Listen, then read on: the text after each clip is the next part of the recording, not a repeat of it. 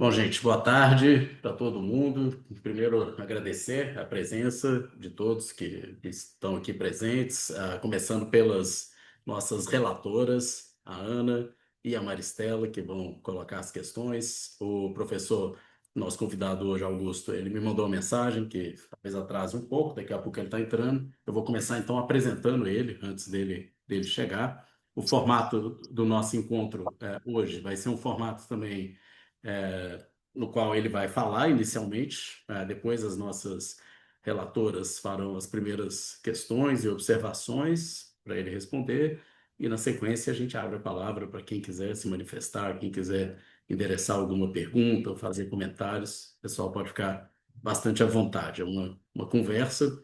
Ele propôs para mim fazer uma apresentação mais curta, de uns 10 minutinhos, 15 minutinhos, no qual ele vai só relatar um pouco, falar um pouco da trajetória dele, dos temas que ele pesquisou, as questões que mais têm interessado ele.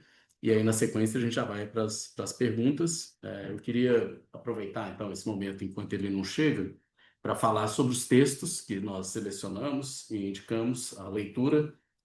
O Augusto tem alguns livros também publicados, mas a gente privilegiou os artigos, que ele tem vários artigos, e alguns deles enfrentam as questões que estão também nos livros, e os artigos têm assim, primeiro é uma carga de leitura menor e eles são de livre acesso, etc. Então isso facilitou a distribuição e o compartilhamento desse material dentro do grupo.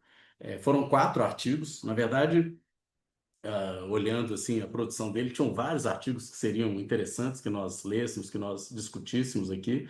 Mas aí a gente tive que fazer uma seleção e não quis estender demais. Na verdade, esses 4 artigos, eles já são bastante, já é não sei lá, deve dar mais 100 páginas, os 4 artigos juntos, porque eles são artigos aí de 20 e tantas páginas, às vezes 30 páginas, não é? E são textos que se relacionam entre si, mas cada um avança em um determinado ponto. Só lembrando vocês, né, um dos textos que nós indicamos é intitulado Biopolítica e Biocapitalismo, Implicações da Violência do Controle, que foi um texto que ele publicou agora mais recentemente, em 2023, se não me engano, na revista, isso, não, mentira, esse é mais antigo, de 2018, na revista Veritas. Aliás, tem vários artigos dele nessa revista, que é uma revista de filosofia lá de Porto Alegre, do Rio Grande do Sul.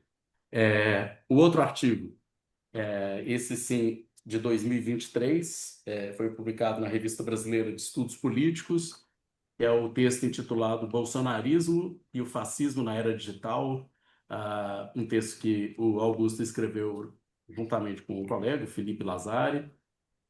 Esse trata, obviamente, de um tema mais contemporâneo, que é o fenômeno do bolsonarismo no Brasil. E o outro texto indicado, que também é um texto que ele escreveu em parceria com 2 outros colegas, o Pablo Ornelas e o Davi Nemer, é um texto que foi publicado na revista eletrônica do curso de Direito da Universidade Federal de Santa Maria, em 2023, também um texto recente, intitulado Data Política, Governamentalidade Algorítmica e a Virada Digital, uma genealogia da modulação comportamental através das plataformas digitais.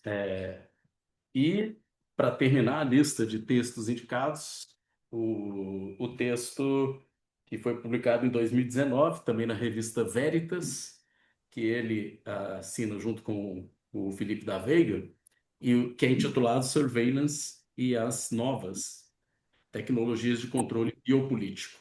Aí está o nosso convidado. Deixa eu dar as boas. Olá, olá, olá, olá, boa tarde, tudo bem?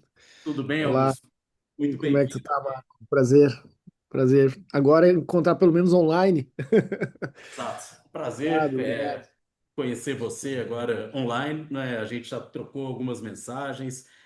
Aliás, a gente passou por situações parecidas agora recentemente. Somos vítimas da nova agenda America First, né? A gente é um dos, digamos assim, nós perdemos financiamentos por causa desse novo governo Trump, né? O caso do Augusto mais dramático que o meu implicava receber um professor visitante aqui na UFMG, mas o Augusto era a ida dele para os Estados Unidos para desenvolver um estágio de pesquisa e que teve isso e foi cancelado mesmo, né? Não tem.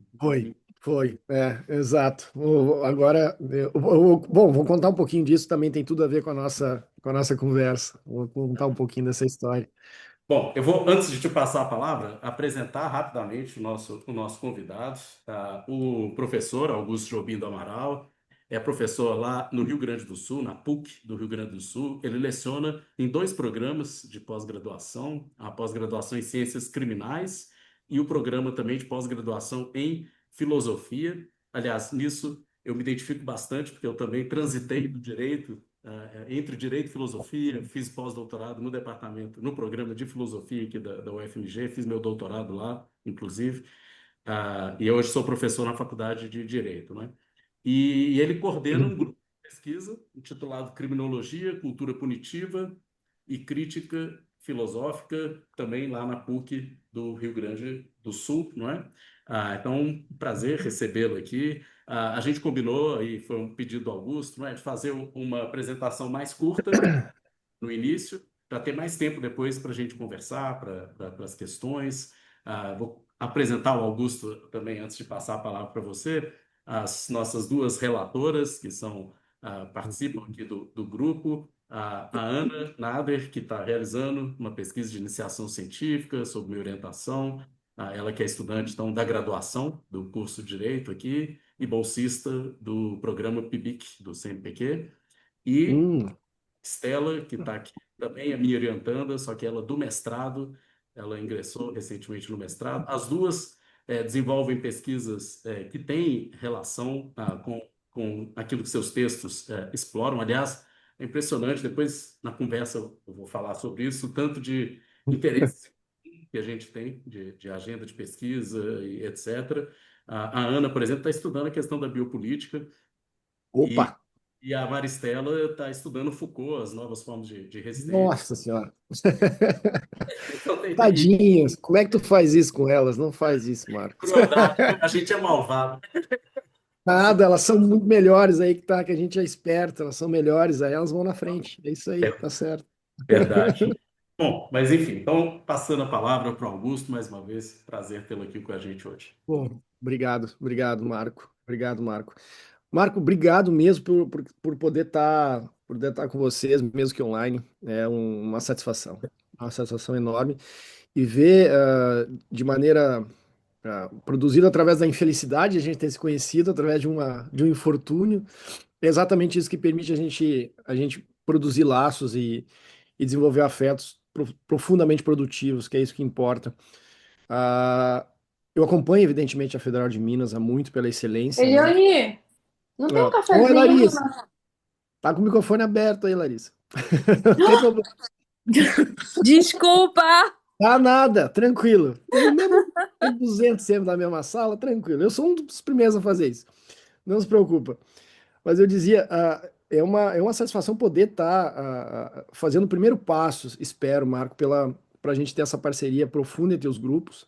Como tu disseste, eu trabalho aqui na PUC, entre os programas de pós-graduação em filosofia, como titular e também no programa dos Ciências Criminais, né, que não sei se vocês conhecem, mas é dentro do direito e tem essa pegada interdisciplinar, sempre teve. Eu sou egresso da PUC, né, e dou aulas também ali já há algum tempo, né. E como o Marco dizia, eu acho que o mais interessante nessas nossas trajetórias, eu vou só fazer uma pequena aproximação disso, tem a ver com meio com essa prática crítica borderline, assim, ou seja, a minha formação é uma formação dúplice entre o direito e a filosofia. Eu fiz um doutorado na filosofia e outro no direito, um lá na Universidade de Coimbra e outro aqui no Brasil, mas isso desde sempre era uma marca que para mim foi determinante, né? A aproximação e a problematização interdisciplinar sempre foi necessária para mim. Então foi algo que vai sendo marcante nas próprias produções e na maneira como aquilo que a gente vai escrevendo e também vai atuando dentro dos grupos de pesquisa vão se dando, né? Começando de trás para frente, como o Marco estava dizendo, uma das aproximações que eu tinha e tenho, na verdade, é com a Universidade de Colômbia, e porque eu já tinha ido para lá, ainda no governo Biden, aí fazia sentido, né? Exatamente para dar um seminário com o professor Bernard Harcourt, na época, porque antes da pandemia, 2019, salvo engano, 2018, a gente conseguiu trazer o Bernard pela primeira vez para cá, para a PUC, né? E até porque a esposa pela UFRJ, e aí ele aproveitou também a vinda dele para ir para Porto Alegre. Aí a gente fez, conheci evidentemente o Bernard pelas publicações e organizações de seminários do Foucault. As gurias, Ana e Maristela, vão certamente saber melhor que eu quem é o Bernard. Bom, desde a teoria de instituições penais e a sociedade punitiva, sobretudo, e malfazer dizer verdadeiro, que é ah, os seminários em Louvain, do Foucault. O Bernard, evidentemente, sempre foi sempre foi um elemento muito próximo, né? Então, desde aquela ida lá para a Colômbia, na época ainda sobre o governo Bolsonaro aqui, ah, eu dei um seminário lá junto com ele, a convite dele. Então esses laços foram se perpetuando. O Counter Revolution, que é o livro dele, também a gente teve a oportunidade de fazer a tradução, primeira obra dele, salvo engano, a gente fez, e publicado pela GLAC, lá de São Paulo. E, bom, e agora nesse último momento, tal como o Marco teve a negativa inversa, no sentido inverso, eu tive essa infelicidade. Na verdade, vou dizer bem honestamente, isso diz muito das opções, das escolhas, dos recortes, daquilo que a gente vem produzindo. É uma espécie de aval de qualidade. Se nós estamos nessa lista, andamos fazendo coisas boas, né? Que é o caso da Bolsa Fulbright, tanto o Marco teve de lá para cá, né? Do Bernard, que poderia estar com vocês aí no FMG, quanto eu poder ir para lá como professor visitante. Teve a bolsa aprovada no final do ano passado, ainda a minha, lá em novembro, quando eu estava como professor visitante na Itália, na Universidade de Salerno. E eu recebi essa notícia da concessão da bolsa e, bom, muito feliz. Em janeiro, eu recebo as mensagens que depois o Marco está autorizado a mandar para vocês, de 2 linhas do Departamento de Estado norte-americano, dizendo: não, não venha mais. Sua bolsa está cancelada. Pediu os motivos, o resultado disso foi dizer: nós já lhe dissemos os motivos. O Departamento de Estado negou o seu assunto. Evidentemente que era sobre economia libidinal do fascismo. É o seminário que eu dou na filosofia, creio já há uns 5 anos, por aí, 5, 6 anos. Era sobre fascismos, evidentemente, então fazia todo sentido, né? Palavras mágicas como essa, né? Direitos humanos, fascismo, gênero, essas coisas, a gente não. Teoria crítica, bom, nem pensar, né? Repito, isso acaba dizendo muito mais do trabalho que vocês, que nós resolvemos bancar juntos, e do mérito que isso implica, né? A gente, de alguma maneira, é marcado por isso, e eu acho fundamental disso. Isso diz respeito a muito daquilo que nós produzimos. Eu acho que o fundamental, quando se trabalha com textos de intervenção, todos os textos acabam sendo de intervenção, de uma tomada de posição, sempre assim, dá para perceber naquilo que eu pretendo sempre escrever. O Política da Criminologia, salvo engano, talvez todo mundo me reconheça, todo mundo não, né, mas grande parte das pessoas reconhece como um criminólogo. É sempre muito difícil, né, porque aí o pessoal vai comprar o livro, né, que é o Política da Criminologia. Esse aqui não vai encontrar nada de criminologia, né, criminologia, escolas, criminológica, né? Não vai ter, né, o Marco sabe bem disso. É um livro de filosofia política, né? Um livro de filosofia política, né? Pronto. Então, é um pretexto, na verdade. É um pretexto sempre a gente ter esses problemas jurídicos para escapar deles e ao mesmo tempo mobilizá-los. Então, eu acho que isso é o mais interessante sobre o qual a gente, é o mais interessante nos trabalhos que a gente acaba desenvolvendo. Ultimamente, como talvez tenha despertado mais o interesse, os últimos trabalhos têm trafegado por eu ser professor também na Universidade de Sevilha, na Espanha, que é interessante, porque isso diz respeito também a uma rede que eu acho que é interessante a gente também poder, juntos, né, se integrar. A Universidade de Sevilha tem. Normalmente acontece assim, o Marco sabe disso, né? Na Europa, os grandes centros sobre os quais se desenvolve trabalho sobre surveillance, por exemplo, não são no direito e nem na filosofia, são na comunicação, né? Então, nas faculdades de comunicação, que acaba entrando mais nessas discussões sobre tecnologia, sobre sociedade da informação, evidentemente, uh, e surveillance, é claro, né? Então, eu, lá na Universidade de Sevilha, eu sou professor convidado lá, e é desde lá que a gente desenvolveu os últimos trabalhos também, né? Uma compilação de livro, no livro chamado Algoritarismos, que talvez possa interessar algumas e alguns de vocês, vem de lá, dessa parceria, né? Vai ser o segundo volume agora ainda no mês que vem, né? O Algoritarismos, né? E o último livrinho, que na verdade é uma compilação de ensaios, entre eles talvez alguns que vocês tenham lido, que é o Tecnopolítica Criminal, também com o Felipe, que é um parceiro também de longa data, professor aqui no interior do estado, foi meu bolsista também de pós-doc aqui na filosofia, aqui na PUC, acaba tendo essa pegada interdisciplinar, né? Acaba tendo mobilizando essas categorias, que obviamente acabam sendo reconhecidas, como as gurias puderam talvez perceber.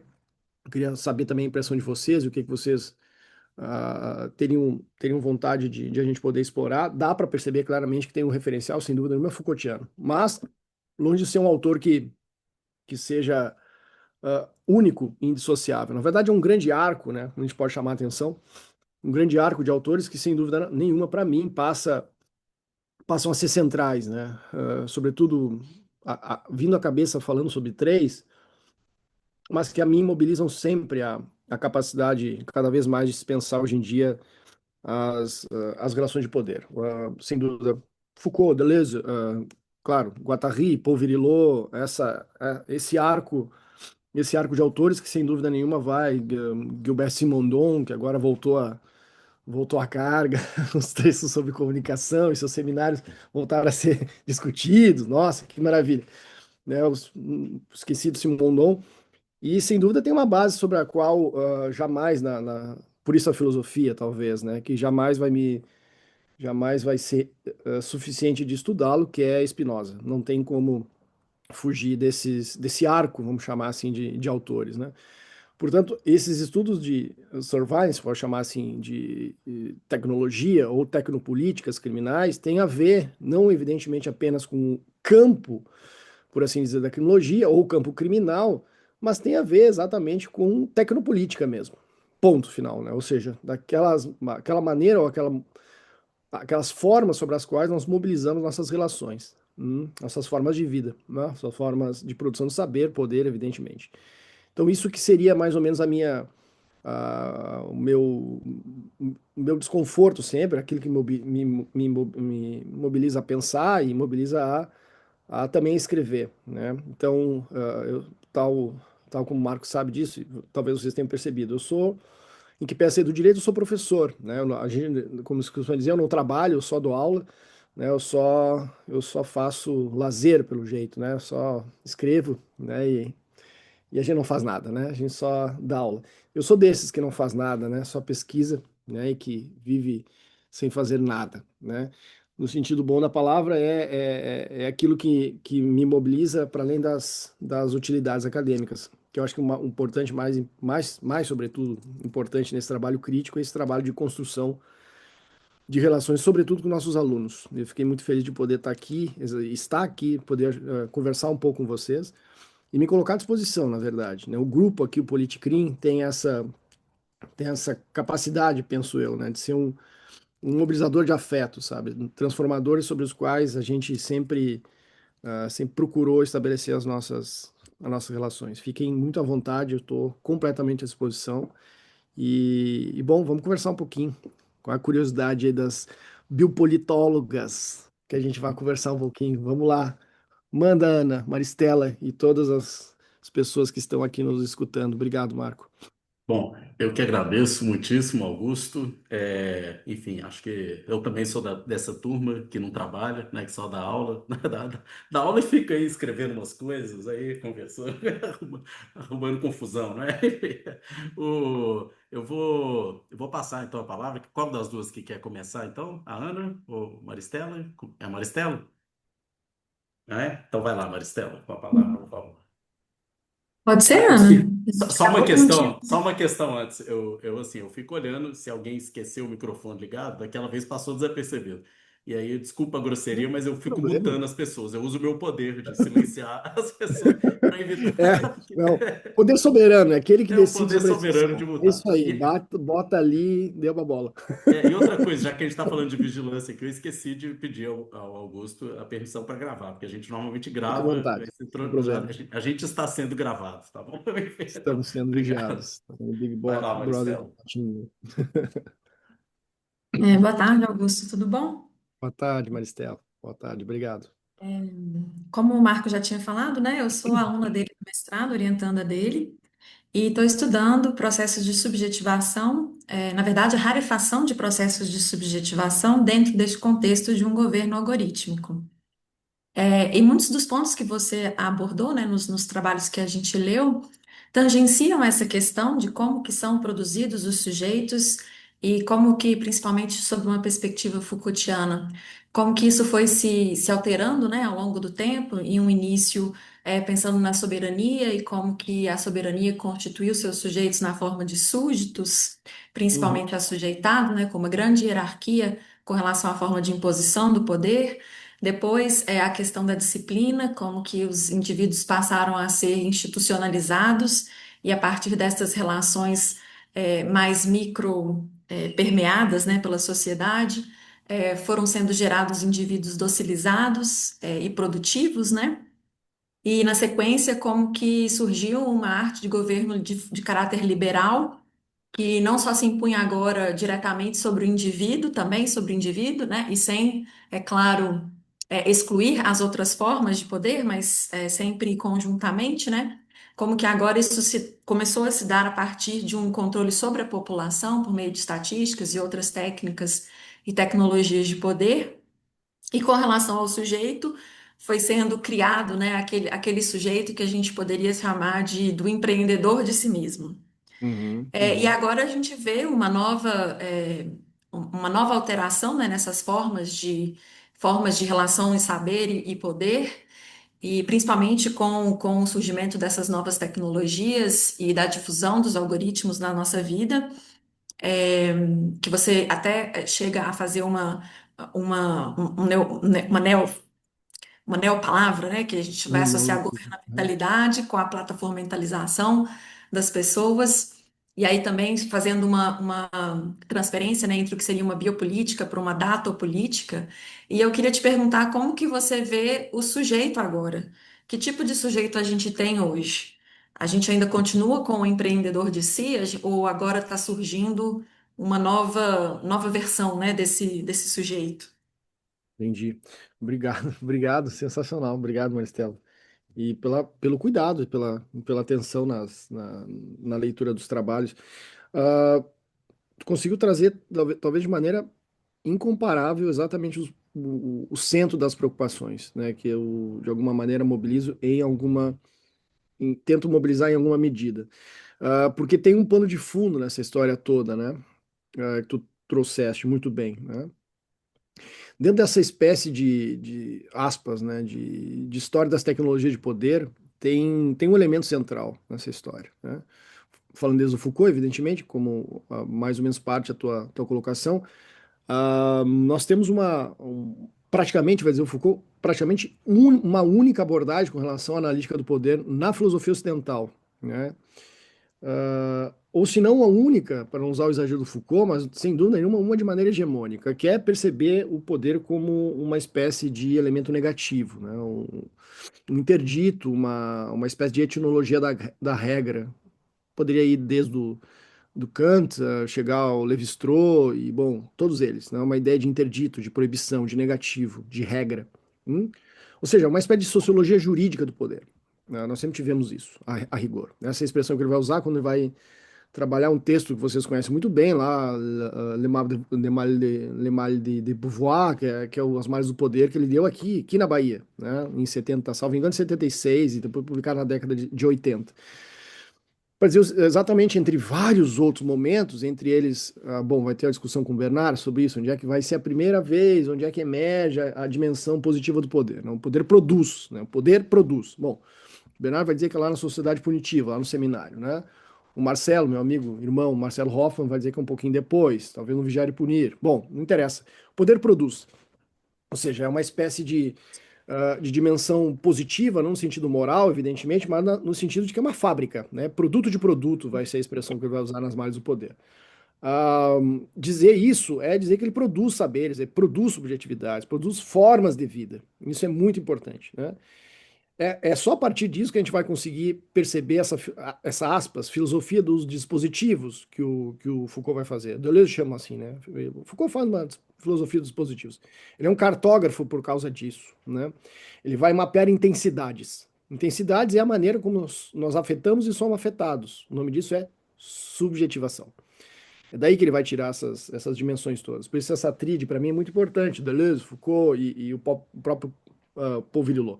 Ou seja, mas entender esses processos de subjetivação vai passar por essas tecnologias, tá? Por essas maneiras como nós vamos nos relacionar. Sem dúvida, há um percurso, e a Ana talvez se interesse também por isso, e todos vocês, que há um percurso vamos chamar assim, nessa história das tecnologias. Se o poder produz, bom, em termos de uma tecnologia soberana, sobre a qual, gostemos ou não, as nossas teorias e filosofias do direito estão emperradas até hoje, inclusive em termos críticos, desculpe a ressalva, mas para mim em grande medida, um dos limites de teorias como o do Expósito, o Agamben e o que quer que valha, com toda a preciosidade e monstruosidade de um autor como o Agamben, que para mim é o maior autor vivo hoje, né, em termos de filosofia. Em que pese isso, para mim ainda, salvo alguns momentos no uso dos corpos, nos últimos textos dele, tirando o entremeios da pandemia, que eu gostaria de esquecer o que o Agamben escreveu, mas fazendo aquele percurso rigoroso a obra dele, ainda me parece que, inclusive em termos críticos, há uma espécie de subsunção negativa em termos de analítica do poder. Bom, dito isso, é interessante pensar que quando falamos de soberania, né, falando do exercício do poder soberano, o poder do gládio, vai dizer o Foucault, né, aquele de fazer matar as pessoas, é claro que há a produção, como tu disseste, de súditos. Aí está o sujeito de direito, né? Aí está o sujeito de direito. A teoria do sujeito de direito está aí, né? É claro que a partir disso vai também haver, sem dúvida, uma espécie de investimento num instrumento ou num aparelho ou privilegiado que é a lei, né?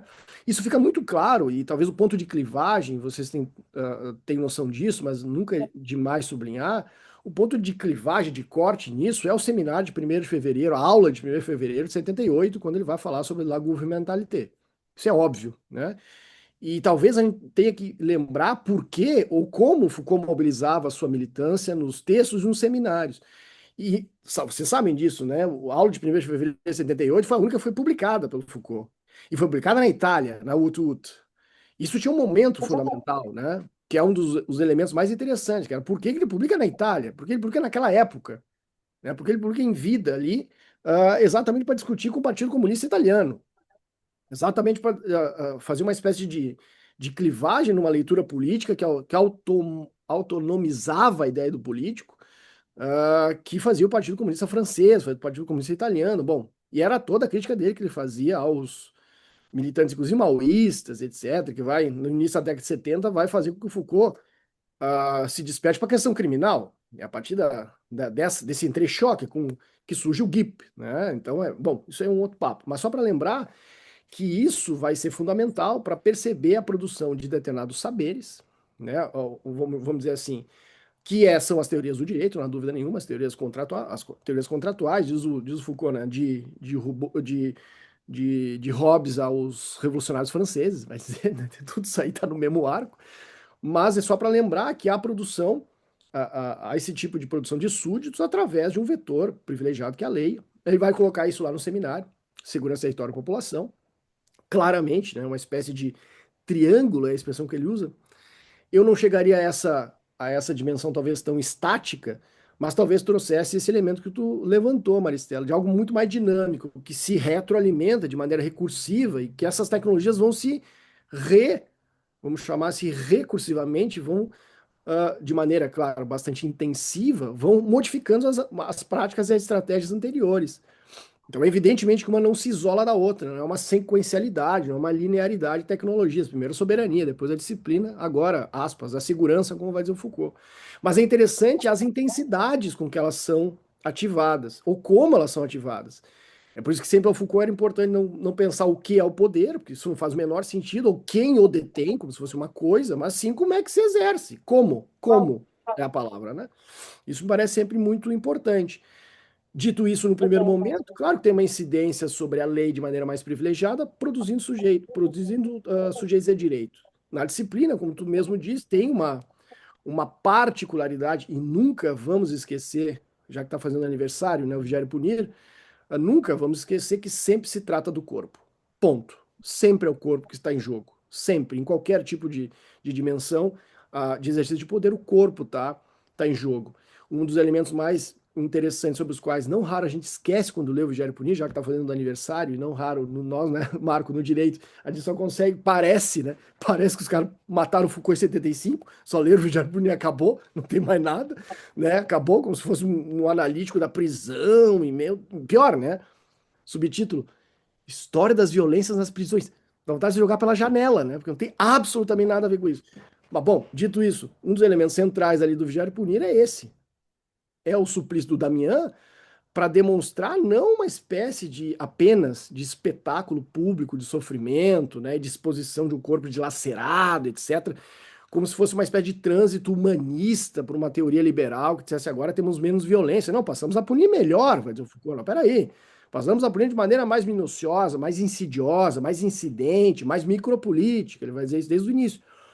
Mas, sobretudo, não esqueçamos o que há de contraste quando Foucault vai fazer logo no início do Vigiar e Punir, aquele espetáculo público de suplício e depois aquelas regras, né, dos internatos que ele vai fazer, é para demonstrar como é que se investem essas tecnologias de poder sobre o corpo. E detalhe, é o corpo que resiste. É o corpo que faz mudar as formas como se incide o exercício de poder. Ou seja, para chegar num ponto, talvez, Maricela, para talhar todo esse meu papo não ficar muito longo, em primeiro lugar vem as resistências. Em primeiro lugar vem as resistências. Não existe relação de poder que não tenha em primeiro lugar as resistências. Claro que isso está desde lá pelo menos da História da Sexualidade, volume 1, na vontade de saber, lá no capítulo sobre o método, não há dúvida alguma, né? Mas isso fica muito, muito perceptível em toda a trajetória da obra Foucaultiana. Claro que tem um ponto alto, na minha opinião, que é o Sujeito e o Poder, que é o texto de 82, em que ele vai dizer: nunca fui um teórico do poder, não vem com história de analítica do poder apenas para botar nas minhas costas. Eu trabalho, segundo o que ele dizia, os modos como nós nos tornamos nós mesmos e os modos sobre os quais nós nos modificamos, aquilo que pensamos, fazemos e somos. É mais ou menos isso. Isso, claro, implica a gente entender essa cartografia de intensidade sobre essas tecnologias, de saber, perdão, de soberania, de disciplina. E o Foucault, no final, para chegar na tua pergunta e não te enrolar muito, se é que eu posso dar algum tipo de resposta, ele vai falar em segurança. E, bom, se lá na vontade de saber ele vai dizer, bom, biopolítica, né, Ana, é a anatomopolítica dos corpos em um lado e outro é biopolítica das populações, é isso que ele vai chamar lá na vontade de saber, no volume 1, lá na segurança territorial da população, ele começa, bom, vamos falar sobre segurança. Não sei se vocês lembram, mas ele fala uma vez a palavra biopolítica no segurança territorial da população, depois abandona o conceito. Simples assim, como Foucault sempre fazia. Não é mais operacional para mim, é caixa de ferramenta. Tchau, foi. E aí entra em jogo a ideia da governamentalidade. O que é governamentalidade? Conduzir condutas. Ação sobre ação. Que nada mais é do que instigar, induzir. É fazer com que a gente consiga a conduzir condutas. É Kubernetes, ele vai dizer nos últimos seminários na década de 80. É manejo do barco. É fazer com que o timão esteja operando não só pessoas e coisas, mas intempéries. Aquilo que é o aleatório, ele vai dizer. É claro que isso teve uma capacidade absurda de mobilizar determinados saberes no século XIX, inclusive uns que a gente tem o pretexto de falar chamado criminologia, claro, mas em geral todas as ciências humanas, através das estatísticas, como tu bem levantou, Maristel. Mas veja, essa dimensão para mim pode ser facilmente compaginada, e a gente passa talvez para um segundo momento, passa a ser facilmente compaginável, vamos chamar assim, com a leitura que o Deleuze faz no texto clássico, não estou falando nenhuma novidade para vocês, né? O pós-escrito A Sociedade de Controle. É óbvio, né? O texto dele lá em 89, publicado em 90, A entrevista sobre sociedade do controle dada ao Tony Negri, isso todo mundo lembra, que é fundamental para perceber a dimensão do controle. Nesse aspecto, eu não faço preciosismo categórico, não faço nominalismo. Para mim, interessa o processo. Para mim, as coisas se equivalem. Foucault chamava de segurança, Deleuze chamava de controle. Claro, tem diferença, mas para mim, nesse aspecto, é fundamental. Fundamental por quê? Porque tem um elemento na segurança e também no controle fundamental, que dizia o próprio Foucault lá no Segurança, Território e População. A segurança governa o aleatório, como eu dizia antes. Ela vai tentar produzir curvas de normalidade. Até que o termo muda, né? O termo muda, eu sempre faço uma piadinha entre nós, né? Entre os Foucaultianos, né? Os textos Foucaultianos, né? Quer saber se o cara leu todo o Foucault? Vai ver como é que ele chama os processos disciplinares. Se ele chamar de normalização, ele não leu Foucault inteiro. Porque depois Foucault muda, ele chama de normação, e depois vai chamar os aspectos de segurança, ele vai chamar de normalização. Ainda que no Gero Punita esteja escrito assim, normalização. Não, não é. Porque ele estava trabalhando com o quê? Depois percebia. Dizendo, bom, a disciplina tem mais a ver com uma espécie de norma, com dever ser, né? Com uma moldura de comportamento, com uma projeção de comportamento. Essa era a fixação do tempo de vida em tempo de trabalho do sujeito. Era fazer com que os sujeitos se adequassem não apenas às instituições de sequestro, não apenas isso, mas fizesse com que os comportamentos deles fossem mais úteis, mais eficientes, numa melhor escala de tempo e espaço. Isso é disciplina, uma engenharia social. Isso é óbvio, a gente chama de normação.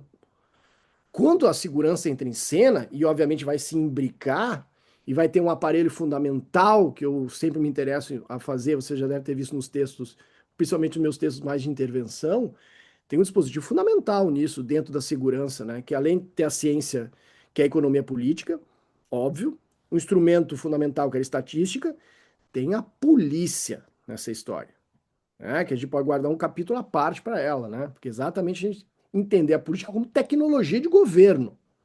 Aí começam os papos, né, Marco? Saindo numa mera sociologia da violência e fazendo filosofia política, caramba, sobre a política e não achar que é uma instituição, que é um cara fardado, né? Que é um. Não, não, não. É tecnologia de governo o troço. E aí vai ser muito mais pulverizável por ali.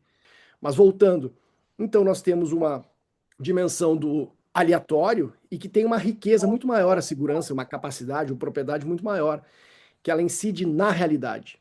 Se a disciplina incidia, aspas, sobre o corpo, aspas, docilizado, a soberania tem um papel estratégico mais centrado na lei, a segurança é maleável, ela atua na realidade, ela atua no concreto o tempo inteiro. Ela governa exatamente a realidade, vai dizer o Foucault. Isso é de uma riqueza absurda, riqueza no sentido da sua operatividade, das suas capacidades estratégicas, né? Dito isso, bom, chegamos talvez num momento interessantíssimo que o próprio Deleuze vai chamar de controle. Por quê? Porque aqui ele consegue perceber essa mudança, né, que aparece lá no seminário, no curtíssimo texto dele, muito discutido, né, em que ele vai mobilizar dois elementos clássicos da filosofia política, isso é da história da filosofia política fazer, que é mobilizar figuras animais, né, figuras animalizadas, mas vai analisar a topeira e a serpente, exatamente, né, dizendo, bom, topeira é um animal dos meios de confinamento. Ele vai dizer fábrica, prisão, escola, e o Deleuze vai... Não, peraí, tem a serpente. Essa serpente se esguia muito mais fácil. Ela não está mais apenas na água, ela pode estar se esgueirando nas árvores, pode estar no chão. Essa é o animal da sociedade de controle. E isso era muito interessante, por quê? Porque ele dizia, Maristela, como tu bem frisou, não importa saber o que é pior, eu quero saber com que armas eu vou lutar. Na primeira página do texto, Deleuze dizia isso. Ou seja, isso é o mais interessante, não saber qual é o pior. E nem que um foi abandonado em função do outro, ao contrário. Uma, aspas, governamentalidade algorítmica, essa expressão é lá do Thomas Burns, né, da Antoinette Rouveau, lá da 2000 e... Não sou bom de data, 2000 e sei lá. Os Eu primeiros, acho, 11 por aí. Por aí, antes. talvez até antes, né, da Antoinette e do Thomas Burns lá. Foi traduzido há pouco tempo, né, em português, mas já é antigão. Esses elementos são fundamentais, né, para mim, para entender. Mas, em especial, uma coisa que daria para dizer, talvez, Maricela, não sei o que tu acha, não sei o que a Ana, o que os colegas, o Marco, acham, né? Quando você trabalha com esses processos de, vamos chamar assim, de algoritmização, a gente trabalha com dois eixos, sobretudo fundamentais. Penso fundamentais hoje os trabalhos, por exemplo, do Matteo Pasquinelli, né, em especial hoje pensando nessas dimensões sobre algoritmos, né? O Matteo tem saiu o livro dele novo agora, né? The Master of, não vou me lembrar, não vou lembrar o nome, daqui a pouco eu mando para vocês, né? Não vou lembrar, vou tentar, mas daqui a pouco eu lembro. O Pasquinelli tem uma, uma hipótese, não, mas um elemento muito interessante que ele traça junto com outros autores, e bastante distintos dele, inclusive, mas que de alguma maneira eles conseguem mobilizar o mesmo, o próprio Bifo, o Franco Berardi faz a mesma coisa também nos livros dele. Quer dizer, bom, essas dimensões algorítmicas nunca foram estranhas, os nossos números são assim, são fórmulas de sucesso, né? Nós temos algarismos até hoje exatamente porque são fórmulas, né? São maneiras de comunicar, são linguagens. Não tem novidade nisso na história da humanidade. Mas o que tem de fato alguma coisa interessante que emerge com uma certa novidade? É sem dúvida uma revolução informática que antes não havia, ou ao menos tomou uma proporção que antes não havia. E essa revolução informática acaba inclusive sendo canalizada através de um saber lá na década de 50 que a gente chamou de cibernética. E a cibernética tinha exatamente como o von Neumann dizia, duas características essenciais, aquele catatal dele sobre o que é a cibernética, né? Cybernetic and Society, eu acho que é, bom, comunicação e controle. Ele diz, né? Comunicação e controle. Ou seja, essa mobilização notem, né, da informação como esse elemento que circula e que capacita um controle, que significa dizer conduzir condutas, não demanda apenas um domínio, uma espécie de hegemonia, de repressão, como eu dizia antes, elementos negativos. Mas ele é muito mais sedutor, porque ele instiga, ele aciona os nossos modos de fazer. Então isso é muito mais interessante, por quê? Porque o que ele acaba fazendo? Duas coisas, eu juro, para encerrar aqui, a gente conseguir encerrar, não, mas passar para a pergunta, talvez para não mobilizar tanto tempo de vocês. Mas querem ver? Duas coisas, sobretudo. Primeiro, a, a automatização das decisões. Isso é fundamental, em todas as áreas. O algoritmo permite fazer isso. É uma forma de sucesso? É um input que vai ter lá os seus produtos de outputs, dependendo de como ele for gerenciado? Sim, exato. Mas ele faz, sobretudo, automatização. Automatiza a decisão. Ou seja, ele faz exatamente aquilo que... por isso que ele se torna habilmente, vamos chamar assim, aplicável em tudo que é área. Vai ser no direito, vai ser na saúde, vai ser na previdência social, vai ser no trabalho. Ele automatiza as decisões. E automatiza os processos de automação. Isso é uma das dicas do Pasquinelli, inclusive, no livro dele. Que é dizer o seguinte, bom, ao contrário do que a gente pode imaginar, que a IA ou que o machine learning vai acabar, como já se pensava, supostamente se pensava desde o século XIX, vai acabar né, com os empregos, vai reduzir. Não, não, não, não. Nunca foi para reduzir o número de trabalhadores ou algo parecido, foi para automatizar os processos de domínio, ou seja, se é para acabar, é para acabar com a quantidade de chefes, vamos chamar assim, não com a de empregados. É para automatizar a exploração. E isso é sensacional, porque aí a gente consegue entender por que que agora emerge tanto livro, vocês sabem melhor do que eu, tanto livro com nome, por exemplo, de tecnofeudalismo.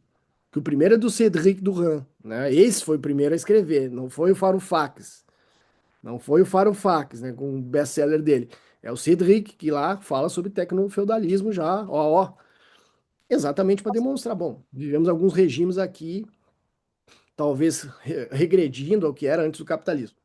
Não acho que seja a melhor leitura, mas é interessante porque pelo menos permite a gente pensar nessa direção da automação, exatamente para a automação dos processos de extração e de exploração, nesse caso do trabalho cognitivo. Isso é muito importante, porque essa é a revolução, vamos chamar assim, que os algoritmos vão trabalhar. A quantidade, através dos datasets, a quantidade de informação sendo produzida a todo tempo, né, de dados sendo produzidos a todo tempo, e isso é exatamente o que se torna revolucionário, que torna possível a machine learning, que torna possível essa retomada, né, a saída do inverno da IA, como vai dizer o Eric Sadan, não sai do inverno da IA e agora volta para o verão dela, e agora tudo é IA, né, tudo é IA. E nós temos, né, Marco, aí tem que fazer linha de pesquisa em IA, direito IA, e direito e regulação em IA, né, e chá, IA com chá também, ou seja, tudo vira IA, né, ou seja, é o solucionismo tecnológico clássico. Por quê? Porque permite, repito, automatização dessas decisões em qualquer nível, claro.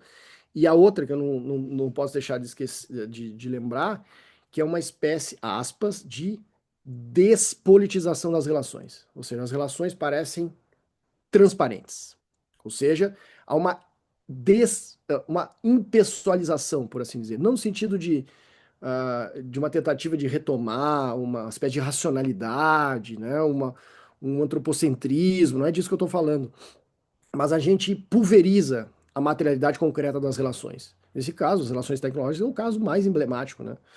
A gente praticamente, não raro, às vezes, né, em termos de crítica, a gente acaba esquecendo disso, né? Bom, vamos falar, hoje em dia, me ajuda aí, Marco, mas vamos falar de novas infraestruturas, né, soberanas, de IA, etc., para talvez fazer frente a às grandes big techs. Semana passada estava no evento agora aqui em São Paulo falando sobre isso. Eu disse, tá, beleza. Aí eu fiz uma pergunta, todo mundo deu risada e tal, mas é irônica, mas eu acho que toca o dedo na ferida. Eu disse, tá, quantos planetas vocês acham que tem para fazer outras IAs? Outras IAs, outras plataformas de IA nacionalizadas, eu não sei quantos planetas vocês acham que a gente tem? Ou seja, fazer um outro Google é o nosso desafio, fazer um outro Silicon Valley brasileiro, esse é o nosso desafio, outra infraestrutura autônoma, nacionalizada de base de dados, esse é o nosso desafio? Creio que eu acho que não precisa ser. Vejam, isso dizendo, arrematando, juro, Maristela, me parece que envolve os nossos processos de subjetivação, as nossas análises de relações de poder em torno da algoritmização das relações, isso não há dúvida nenhuma, mas não vamos esquecer. Eu acho que não dá para não dá para deixar passar. Falar em sociedade do controle, falar em segurança, falar no que quer que seja dessa analítica de poder, pressupõe resistências. Pressupõe que essas resistências vêm em primeiro lugar. Ou seja, são elas que tornam possível a gente não apenas esclarecer como elas funcionam, as relações de poder, mas fazer com que elas mudem.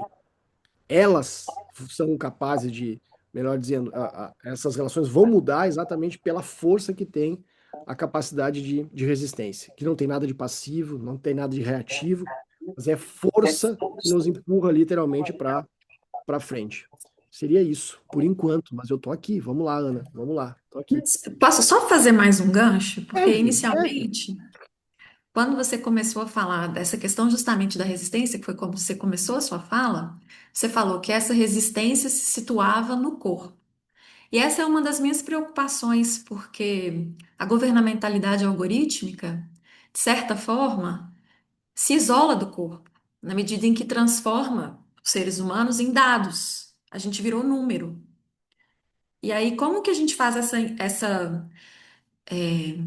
essa oposição, né? Qual que vai ser o substrato que vai gerar essa resistência? Tá, beleza. Acho fantástico a tua colocação, pelo menos por dois motivos. Uma, talvez o que movimente de maneira implícita a tua questão, que normalmente a gente tem a tendência a fazer isso, né? Que é pensar que esses processos de algoritmização são uma espécie de esvaziamento da subjetividade. Não. Tenho radicalmente oposição a isso. Esse talvez seja um dos limites do texto Governamentalidade Algorítmica, do Thomas Burns e da Antoinette Rivaux, que é meio que fazer uma oposição. Antônio está aqui, fez uma tese sobre isso, sobre a Agamben Expósito, que é uma tendência não rara gambeniana, de esvaziamento, né, de despersonalização, de desativação, e os des na frente de todos os termos, como se houvesse uma espécie de oposição, né, do meio cheio, meio vazio, ou alguma coisa nesse sentido, mesmo que idealizado. Né? Então, o processo de algoritmização é uma espécie de esvaziamento da subjetividade. Não, ela promove outro tipo de subjetividade. Cabe a gente saber qual. Cabe saber como é que ela é mobilizada. Tu mesmo deu a resposta Dá para perceber que não tem nada de abstração do corpo. Ao contrário, os nossos dados são produzidos. Talvez um dos termos mais equivocados que nós trabalhamos dentro da tecnopolítica é data mining, como se fosse mineração de dados, né? Que tivesse lá como se fosse um dado da natureza, dentro de uma caverna, e a gente saísse minerando dados. Não, os dados são produzidos. E produzidos através de quê? Das nossas experiências. Não há nada mais concreto que isso. Dos nossos corpos, dos nossos afetos, da nossa capacidade de indignação, da nossa capacidade de mobilização. Olha o que nós estamos fazendo aqui. O que o Zoom está fazendo? Capturando a nossa corporeidade. Mas ela não está abstraindo a nossa corporeidade, ao contrário. Ao contrário, está se utilizando e automatizando determinada forma de relação que a gente chama, notem, né? Coloca em certa forma, informação, informação, colocar sob certa forma. Isso e tem uma base material para isso, que são as nossas relações concretas. E essa materialidade é muito importante. Quando eu falo em corpo, eu não falo só apenas do corpo humano, evidentemente. Eu falo de. Aí vamos pegar o autorzinho aquele que a gente falou lá no início, né, o Simondon. A gente fala de entidades, de processos transindividuais, de individuação, mas não no sentido do indivíduo isolado, mas no sentido da relação. Percebe o que os algoritmos fazem? Eles abstraem, eles não anulam, percebem?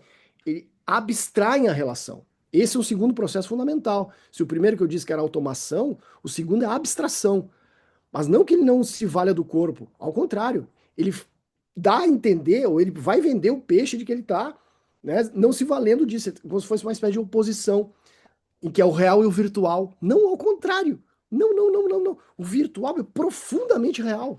Não só porque tem uma capacidade material que ele é produzida, tá aqui a nossa prova disso, mas porque o virtual já é a nossa forma de estabelecer relações. Isso não há essa oposição entre virtual e real. Deleuze já tinha dado isso. Inclusive o último texto do Deleuze, Em Vida, publicado, é o real e o virtual.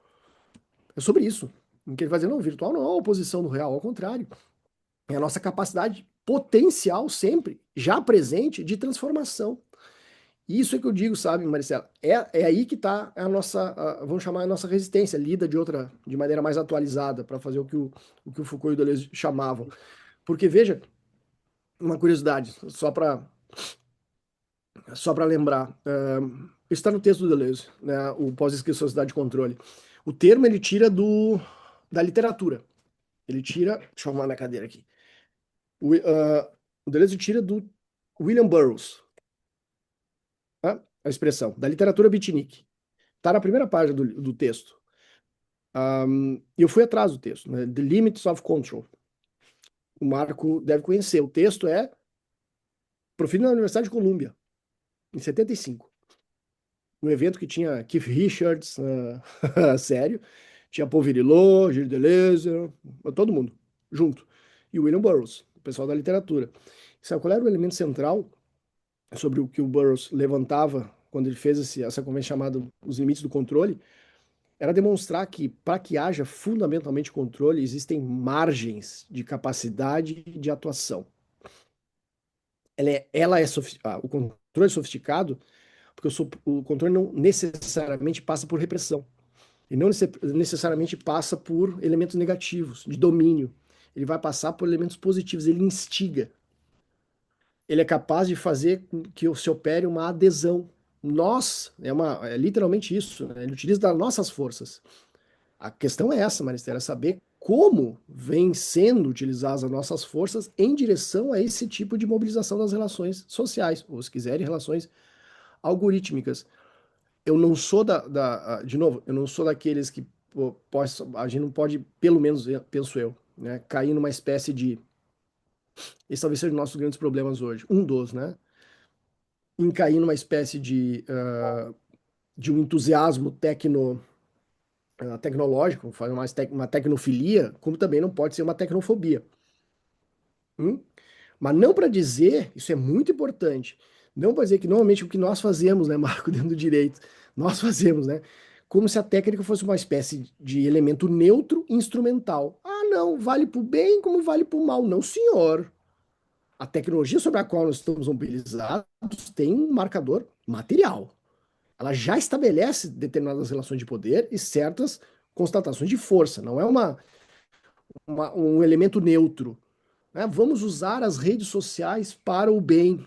Não, não, caramba. Tem um algoritmo que mobiliza as redes sociais assim, ela vai funcionar assim. Ponto final. Não tem que dar um tributo aonde não vai se retirar nada. Só vai tirar dívida dali. Agora, dizer que nós não podemos estabelecer novas formas de tecnologia, bom, isso é outro papo. Aí é voltar para aquilo que o Foucault chamava mesmo, né? Lendo, inclusive, os antigos gregos, é tecné, é prática, é estabelecimento de novas relações de vida, que potencialize a vida. Bom. E isso não tem nada de transcendental, ao contrário, são práticas cotidianas. E onde é que vem, Maristela, que sabe bem? As forças de resistência fazem isso, os movimentos sociais fazem isso o tempo inteiro. Povos originários nos ensinam a fazer isso o tempo inteiro. Tem tecnologias muito avançadas. Só que, de novo, o que a gente fez com a ideia de tecnologia desses povos? A gente botou naquela hierarquia, né, da antropologia do século XIX, que diziam que isso eram povos atrasados, né? Porque não tinham, né, eram povos coletores, né? Não era isso? Que depois viraram nômades e assim por diante, depois se fixaram, parece aí sim que tomaram algum tipo de civilização. Precisou, quem sabe, alguns autores, entre eles o próprio Lévi-Strauss, mas o principal deles todo mundo talvez conheça, que foi uma inspiração para o Foucault, falar em poder como elemento positivo, produtivo, que é o Pierre Clastres, para chegar ao Pierre Clastres e dizer, não, peraí, isso são sociedades, não são sociedades sem Estado, são sociedades contra o Estado, não quiseram ter esse tipo de tecnologia, não quiseram se colocar nessa linha de civilização do progresso, isso é uma escolha política em termos de formas sociais, de tecnologia. Então, o nosso grande desafio é como que nós podemos mobilizar novas tecnologias, novas relações com a técnica. Esse talvez seja o nosso grande desafio, não há dúvida nenhuma. Me parece por aí, Marcelo, mais ou menos, algumas pistas para a gente pensar juntos aí. Obrigada. Bom, gente, valeu, Augusto. Antes de eu passar a palavra para a Ana, vou só fazer um rápido assim, comentário. Aliás, primeiro para as pessoas, assim, a nossa regra aqui é deixar os microfones desligados para evitar ruídos, mas quem puder ligar as câmeras para a gente ter uma interação melhor. Então, quem puder também ligar e aparecer para mostrar que existem corpos aqui, não é de verdade, a gente comprovar isso. E também, enfim, a gente se sente mais normal falando com pessoas, com corpos, não é? E não com telas escuras, não é? O comentário que eu ia fazer, assim, eu concordo muito com você, Augusto, quando você fala dessa ênfase na dessubjetivação, né, ou nessa suposta rarefação ou destruição de sujeitos, e que é o argumento do Agamben, naquele texto sobre o que é o dispositivo, não é, que fala sobre a prevalência dos processos de dessubjetivação. É o argumento também da Beauvoir e da Antoinette, né, Beauvoir e do Thomas Berns, quando eles falam sobre a morte do sujeito, naquele texto, né, sobre governamentalidade algorítmica. Inclusive, eu tive a oportunidade de participar de um evento, de debater com a Antoinette Beauvoir, traduzir uma entrevista dela, publicando aqui no Brasil, um texto do Thomas Berns também. Esse ano passado, no início desse ano, um orientando meu doutorado fez um estágio de pesquisa com o Thomas Berns, lá na Bélgica. Enfim, mas eu concordo plenamente com você. Eu acho que, pelo menos de uma perspectiva mais Foucaultiana, com a qual eu concordo nesse ponto, os processos eles estão alterando de produção do sujeito, né? O que a gente tem são novas subjetivações, não exatamente um processo de destruição simplesmente do sujeito. E eu gosto de pensar nisso e olhar para essas possibilidades, né, dos novos sujeitos ou as novas práticas que fazem emergir novas experiências, não é? E outra coisa, assim, para finalizar o comentário, mas depois a gente pode conversar mais sobre isso, é que eu também fiz um movimento parecido com o seu, de retomar a analítica do poder e aquelas descrições que o Foucault faz, não é? Do poder soberano, do poder disciplinar, do biopoder, e colocar justamente a pergunta sobre qual seria a tecnologia, o regime de poder emergente, não é? E como compreendê-lo, não é? Eu me lembro que logo no início da pandemia, eu cheguei a apresentar um texto, depois eu publiquei na revista Destroços, que é organizado por um colega aqui da UFMG, o Anditias, Eu preciso.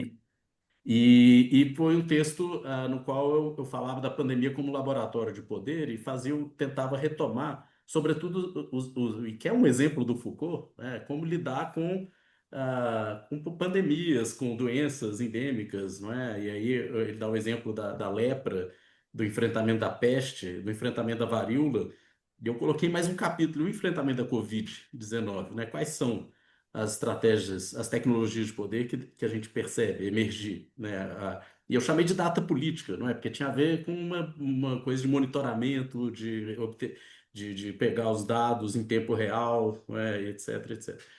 Também, mas mantendo, né? Eu acho que nos seus textos Exato. ser muito cuidadoso também, eu concordo plenamente com você. Não se trata de substituir simplesmente um regime de poder por outro, não é? Mas há uma rearticulação, mas há manutenção de vários instrumentos. A lei continua operando, não é? A gente tem encarceramento em massa, não é? Então, ou seja, a Esse é o norma professor orientador da disciplinar, oi, Ana. a disciplina continua operando, né? Enfim, as Perfeito. estratégias, né, de segurança, os dispositivos de segurança continuam operando, é tudo isso operando, não é? Eu concordo e acho muito interessante esse esforço que você fez também nessa mesma direção, que é um esforço que o Bernard, né, Harcourt faz também, de Uhum, uhum. tentar dar um passo além. A gente leu o texto do Bernard Harcourt aqui no grupo alguns anos atrás, por Sociedade de Exposição, e discutimos, Ah, né, outros textos Exposed. dele. Curiosamente, hoje de manhã, a Maristela estava lá, eu estava dando uma aula na pós-graduação e eu mencionei justamente esse início do Vigiar e Punir. A gente estava falando sobre Ah, ah, que o, legal. o confisco, né, digamos assim, o sequestro do tempo na lógica disciplinar. E, Uhum, e li um trecho da Sociedade Punitiva, que é justamente um curso claro, organizado exato. pelo Arthur, não é? Enfim, Aham. então, só alguns comentários, eu não vou render muito não. Depois eu faço perguntas também, mas eu queria passar a palavra para a Ana, que ela está aí esperando para fazer as suas questões. Pode ir, Ana. Bom, boa tarde, Augusto. Eu peço desculpas Boa. aí pela intervenção da minha família, mas meus avós eram, né, Ô, dona então Maria, como é que tá a senhora? Beijo pra ela. resolvi compartilhar com eles também. Deixa, isso aí, faz parte. E a minha pergunta, assim, vai mais no sentido ah, dos seus textos tratarem bastante do neoliberalismo como um agente construtor de subjetividade, né? Então a Uhum. gente passou daquela sociedade empresarial para essa sociedade realmente em que o indivíduo passa a ser a empresa, né? E como a Maristela bem falou, um empreendedor de si, né? Numa lógica responsiva, digamos assim, aos gritos de guerra do mercado, né? A competição, assim, né? E resultado. E isso reflete, né, um sistema que ele está, né, em sua própria base corroído, né? Então, a venda de um sonho de acumulação infinita traz consigo essa ressaca de insuficiência para quem não consegue atingir esse falso objetivo, né? Você coloca só retomando, né? Você coloca o neoliberalismo como esse produtor de novas relações sociais, de novas formas de existência enquanto sujeitos. E quando você afirma isso, né, que ele é um vetor de diretrizes individuais, né, dos governados, pensando em termos Foucaultianos, mas também de diretrizes públicas, né? Uhum. Pensando nos governantes, esse processo em si, ele pode ser visto como um processo totalitário, no seu projeto ideológico de neoliberalismo? É interessantíssimo, Ana. Obrigado pela pergunta. Obrigado mesmo. É maravilhoso. Eu até botei no chat ali o texto, eu acho que eu já tinha mandado para o Marco, mas é que saiu no ano passado pela Destroços aí, também de Minas, aí que o Anditias fez o dossiê, que era mais ou menos por aí. Era pensando essas dimensões de fascismo, neoliberalismo, ou até pós, né? Essa expressão parece meio demasiadamente pós-moderna, etc. Mas não significa nada disso, não. Pegando esse gancho do próprio texto, né? Se a gente pode pensar o neoliberalismo atrelado primeiro uma forma de vida, né? Tu bem trouxeste, não é um regime de governo, não é uma teoria econômica apenas, ele mobiliza esse tipo de saber, esse tipo de prática, sem dúvida alguma, mas é uma forma de vida, né? É a forma como nós organizamos nossas relações, não há dúvida. Ah, Pegando na sociedade política, é evidente que a gente vai ter o empreendedorismo de si como uma forma, uma fábrica de sujeitos, né? Sem dúvida nenhuma. O empreendedorismo funciona como um eu SA, né? Para usar o nome da revista, né? É eu SA mesmo, é isso aí mesmo. Inclusive, uma das melhores aproximações disso hoje em dia, pelo menos em termos de plataformas, redes sociais e assim por diante, vocês devem saber, mas é o último livro da Naomi Klein. Doppelganger é exatamente essa expressão de como nós nos, aspas, né, produzimos como sujeitos, produtos, né, vendáveis ou vendíveis, vamos chamar assim, ou à disposição para venda em qualquer dessas plataformas de redes sociais e nas nossas formas de vida. Educacional é isso, né? Não raro, né? Na universidade nós somos, né, catalogados através desses rankings e produtividade, impacto, não é isso, Marco, né? Aí, né, e bolsas, e não sei o que, e rankings, e CAPES, e bolsas PQ, e não sei o que, é isso, né? Não interessa o que o cara faz, não interessa, interessa as métricas, né? É isso, forma de vida, né? O que é importante dizer, como fez o Dardot e o Laval também, é dizer, bom, isso tem uma dimensão fundamental que é uma forma de vida, mas sobretudo uma forma de violência de existência, né? Ou seja, pensar no modelo empresa de si é um modelo de guerra, é um modelo de guerra, é um modelo de relação estabelecida pela competição, é a vida como um campo de guerra. Isso é muito importante para lembrar como é que funciona, né? A sociedade ingovernável do Chamayou, exatamente é a tese dele, extremamente Foucaultiana, é exatamente por aí. Ou seja, como é que funciona a dinâmica de uma empresa baseada na guerra. É isso que nós temos nos relatórios das empresas, não raro embutido nos nossos rankings e métricas, isso é guerra, né? Isso é muito interessante, né? Porque, olha que coisa interessante, que a ciência que estabelece como é que a gente vai movimentar os exércitos, hoje é central para o neoliberalismo, que se chama logística. Por isso que as maiores empresas hoje em dia são empresas de logística. É a Amazon, né? No modelo Walmart dos Estados Unidos no final do século passado. É assim que funciona. Logística. Essas notem, não tem mais, não são detentores dos meios de produção necessariamente. Eles são vetores. Né? A McKinsey Work, para mim, tem o melhor diagnóstico sobre o que emerge hoje em dia. Longe de emergir uma mera, como diz o Marco, um único poder, ou que emerge uma espécie de homogeneidade, ou algo parecido, não, longe disso. Existem formas de exercício nova, mas sem dúvida nenhuma, se há alguma coisa que a gente pode chamar de pós-capitalismo, é talvez uma coisa pior que o capitalismo. Como vai dizer a McKinsey Work, o capitalismo morreu, o seu livro foi traduzido assim, né? Capitalism is dead. Tá morto, né? Todo mundo, beleza, então acabou que tá melhor. Não, tem coisa pior, pode ficar bem pior. E uma dessas dimensões é isso, né? Essas dimensões, vamos chamar assim, que cristalizam elementos da nossa formação individual, ou nossas formas de individuação, melhor dizendo, né? Que a figura do indivíduo, evidentemente, é fundamental, que acabam exatamente trazendo esses dois elementos, né? Competitividade, sem dúvida, a guerra, né? E esse elemento de empresa, vamos chamar assim. Dito isso, eu não chamaria isso necessariamente categoricamente, em termos de filosofia política, né? Vamos chamar assim. Não chamaria isso nem sobre esses termos de totalitarismo, não chamaria isso de autoritarismo, não, não daria o nome para isso mesmo, que você sabe qual é fascismo o nome disso. Só que, de novo, né? Se a gente cair na trampa, e o Foucault já tinha dito isso lá no prefácio lá ao Antiédipo para a edição inglesa, de dizer, não, o fascismo não é uma forma, não é um regime de governo da Europa do século, né, do século passado, nesse caso, né, na década de 30, como dizia o Foucault, década de 20, década de 30, na Europa central. Não, não, isso é uma forma de vida. É a maneira como nós literalmente organizamos nossos afetos, a maneira como nós organizamos nossas capacidades de se sensibilizar ou não. É daí que o troço vem.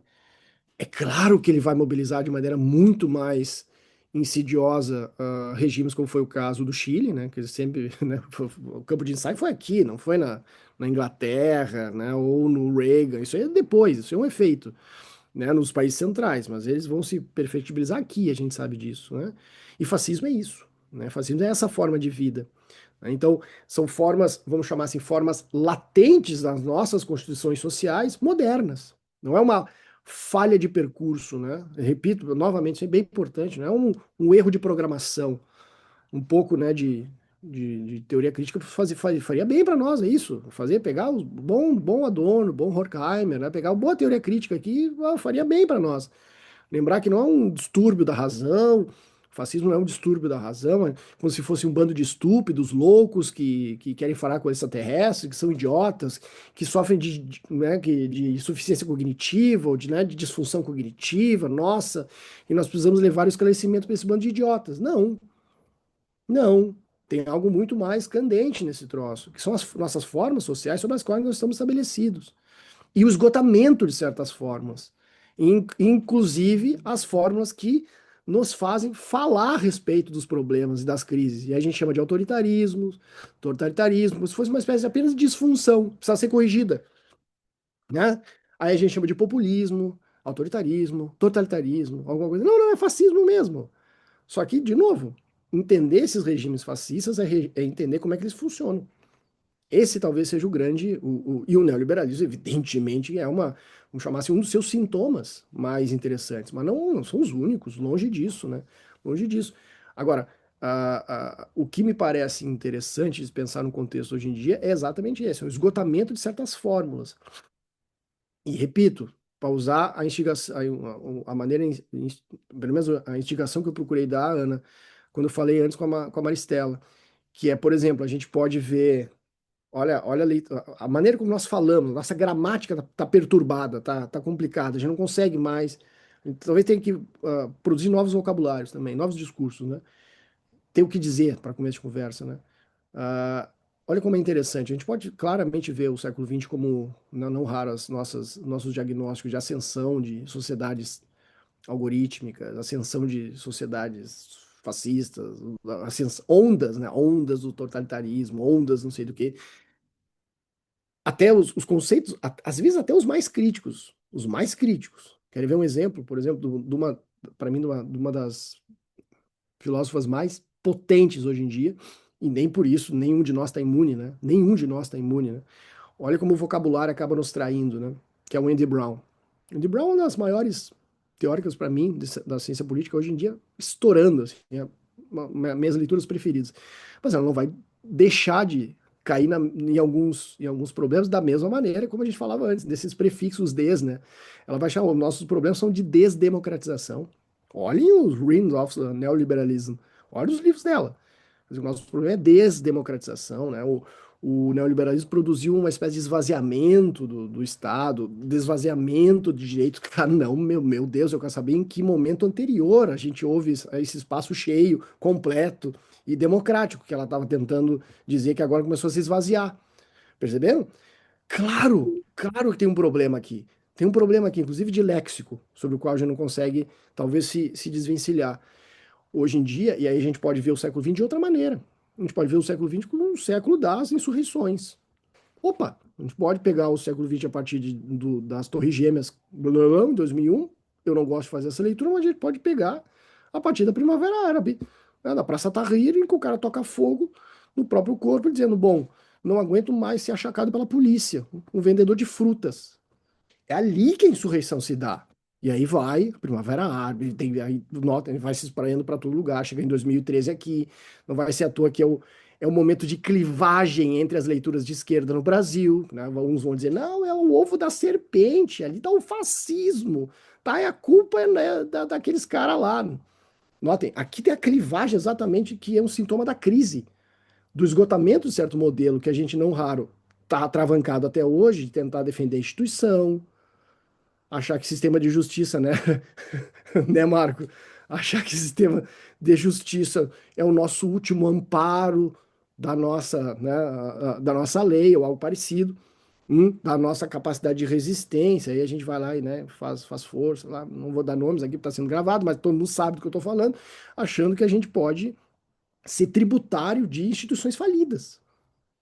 Instituições falidas. Aí eu quero reformar a polícia, né, Marco? Quero reformar a polícia, quero reformar não sei o quê, as lógicas reformistas, né?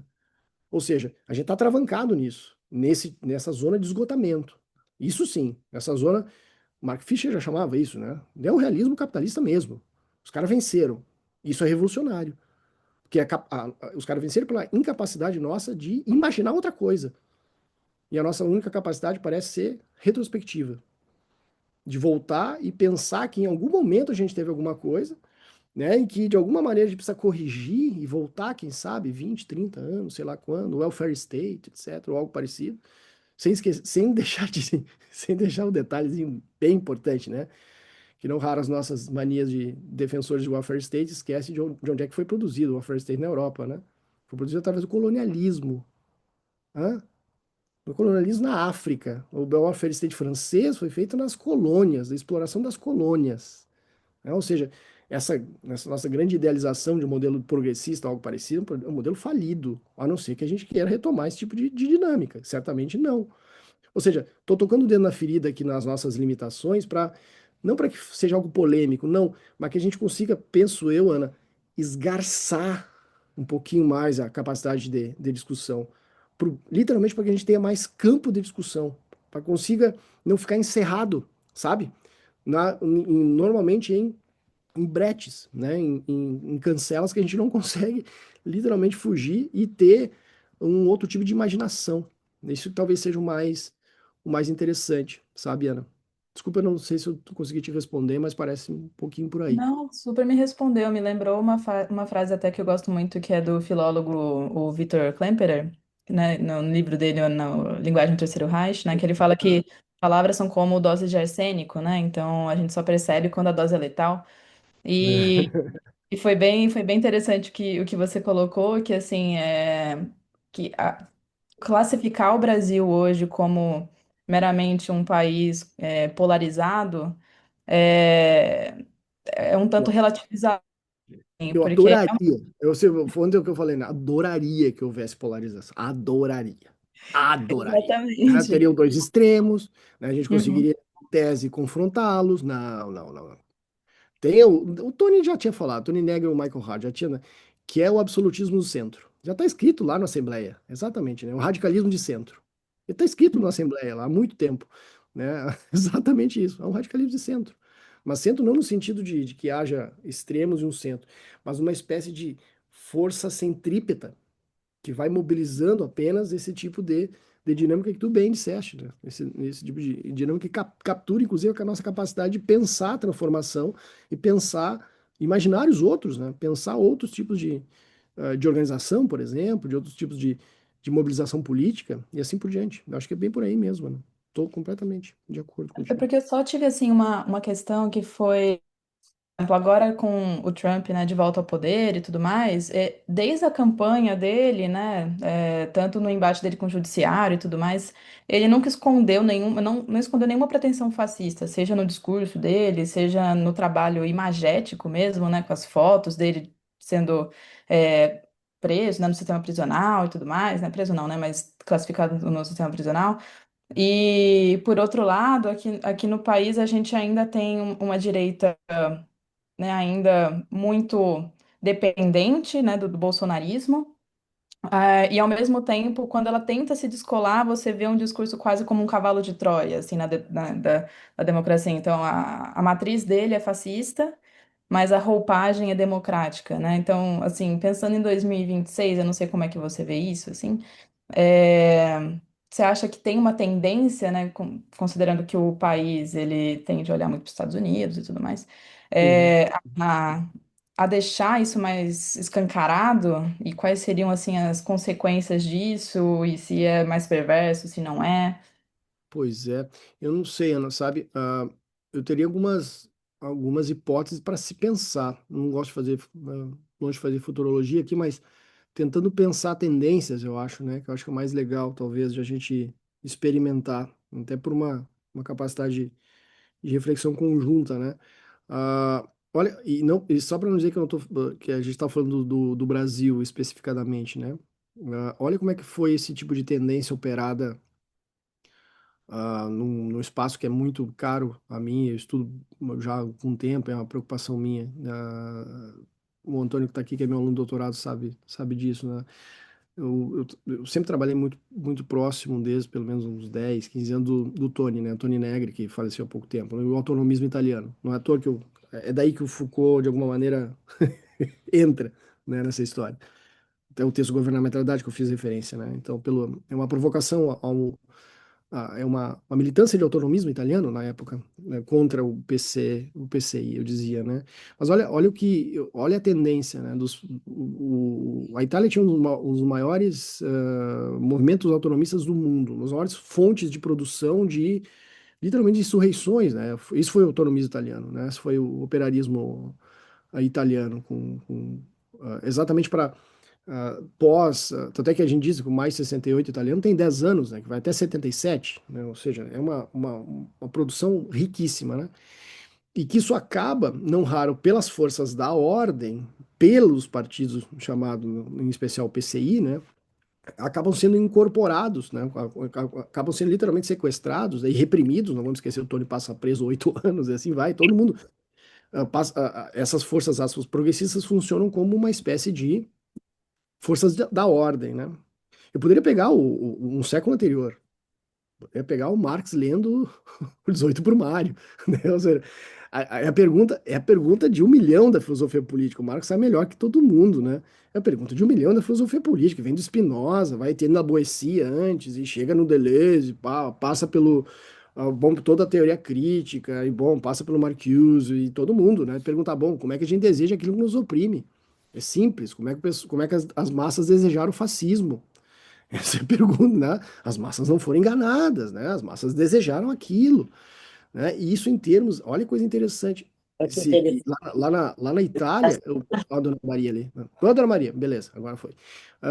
Isso na Itália foi algo interessantíssimo, né? Porque o que acontece? Há uma incorporação vamos chamar assim, da inconformidade em torno dos sistemas representativos, da democracia liberal, sempre em torno daquilo que é um grande consenso, sempre em torno de um grande acordo, né, democrático para salvar de coisas piores. Isso na Itália, né? Poderia fazer o mesmo paralelo no Brasil. Isso se chama redemocratização no Brasil. Isso se chama nova república no Brasil. Tá? Mas só para não dizer que nós vamos do Brasil, vamos falar da Itália. Só para ficar mais sofisticado o troço. Olha que coisa mais bonita. Mas só para servir de exemplo, estou sendo irônico, mas servir de exemplo. O que aconteceu com a esquerda italiana? Olha que coisa interessante. Olha, isso acontece antes do Trump, muito antes, para a gente pensar, não pensar apenas nos Estados Unidos. O que aconteceu né, Antônio? O Antônio aí faz a tese, fez doutorado em Direito há pouco tempo aí, falando da filosofia italiana. O que aconteceu com a esquerda italiana? Aí vem Berlusconi, vocês lembram, né? Década de 80, aí vem aquele clown, olha a coisa.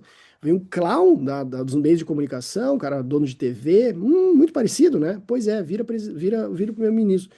Aí todo mundo diz, puta merda, autoritarismo. Esse troço aí não pode ser pior, a derrocada da democracia, nada pode ser pior. Aí o que acontece? Vem o Salvini. Lembram disso? Aí vem o Salvini. Aí esse é fascista. Esse aí é fascista, contra imigrante, sem papas na língua, nada pode ser pior que isso. Vamos fazer um novo grande frente para bloquear o fascismo. O que vem? Meloni. Ou seja, é uma coisa pior. Ou seja, sendo bastante direto, não tem fundo isso. O pior ainda está por vir. Gostemos ou não de dizer isso, parece meio catastrófico dizer.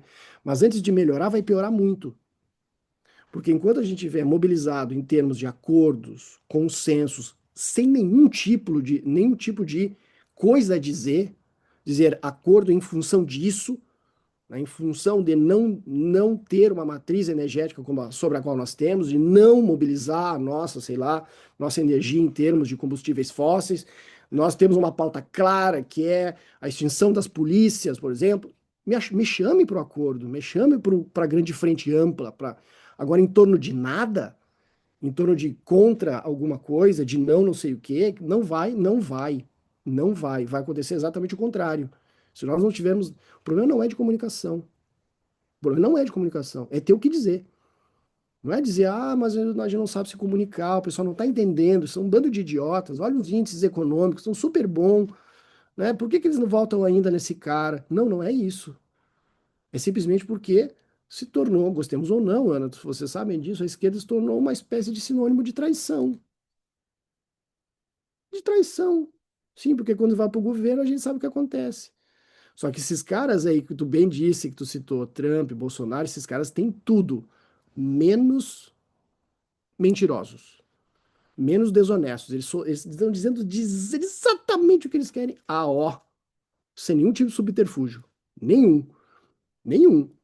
E não raro, quando vai tentar implementar, Milley, mesma coisa. Vai tentar implementar e não consegue, eventualmente, claro, porque as resistências estão aí.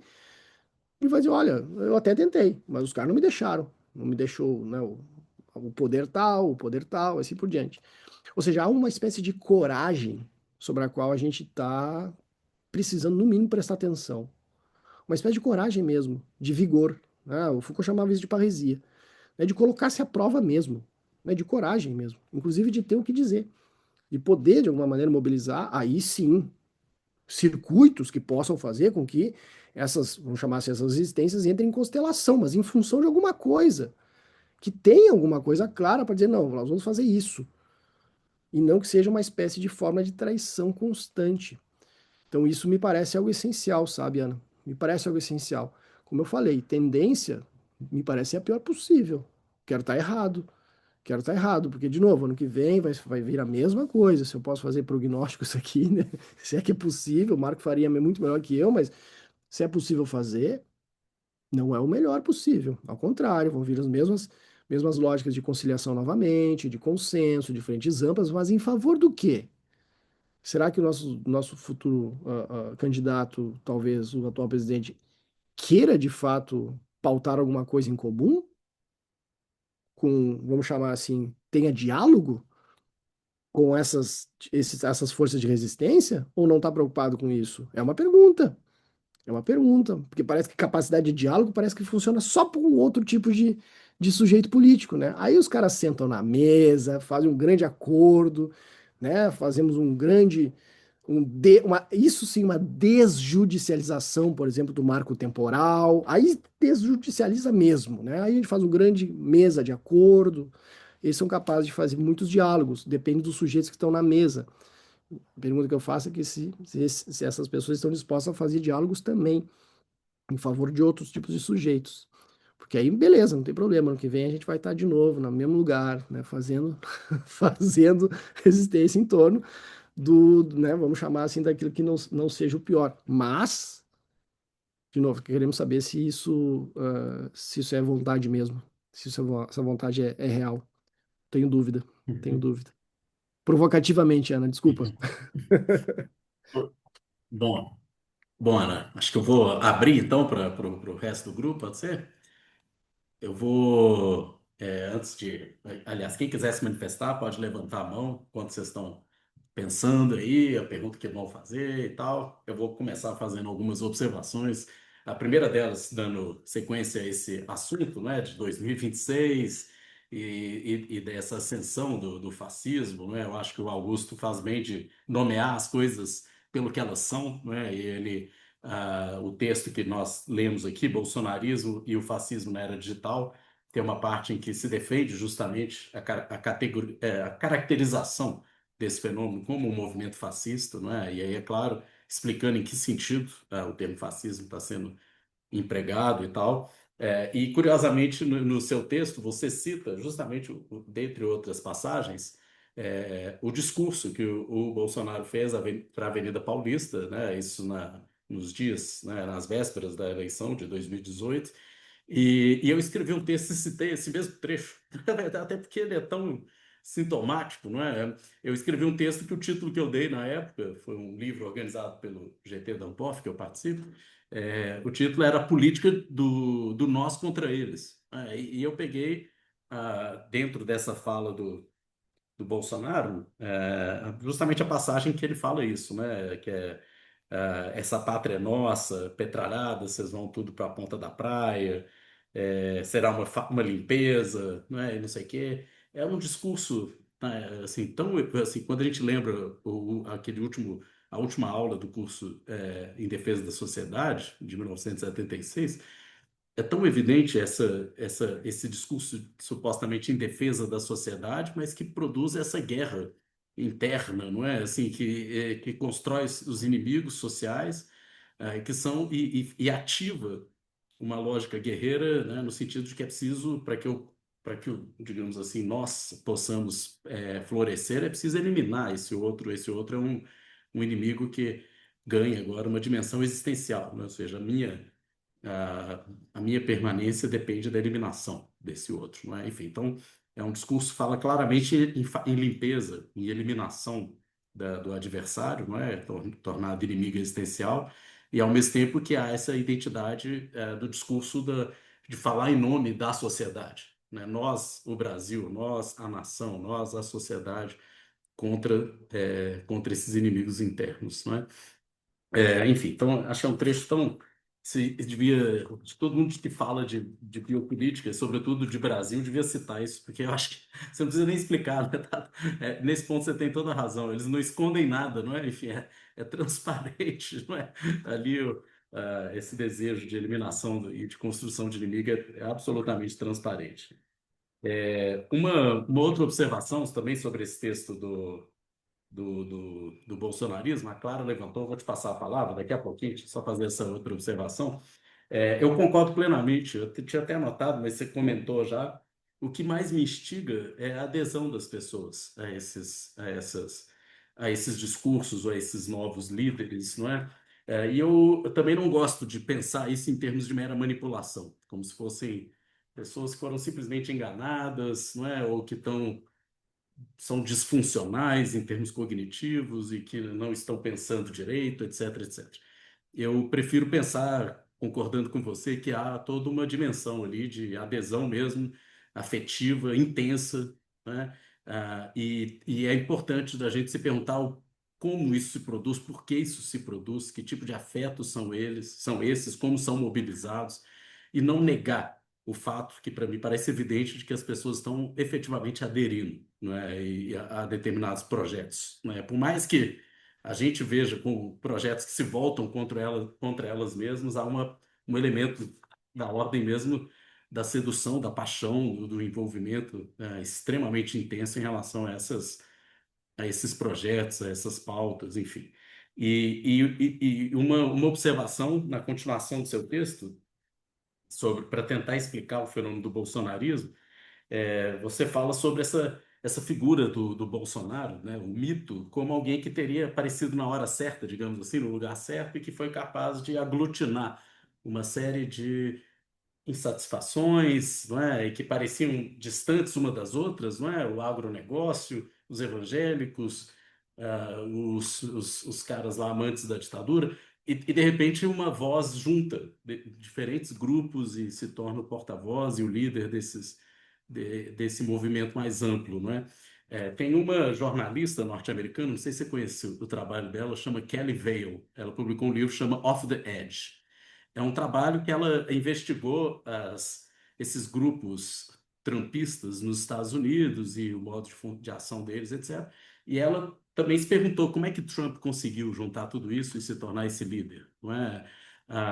E a resposta que ela dá, ela tem um conceito que eu acho muito interessante, tem tudo para ser utilizado para a gente pensar o bolsonarismo nesse aspecto, é o que ela chama de polinização cruzada de pertencimentos. Ou seja, cada grupo tem lá uma identidade grupo, não é?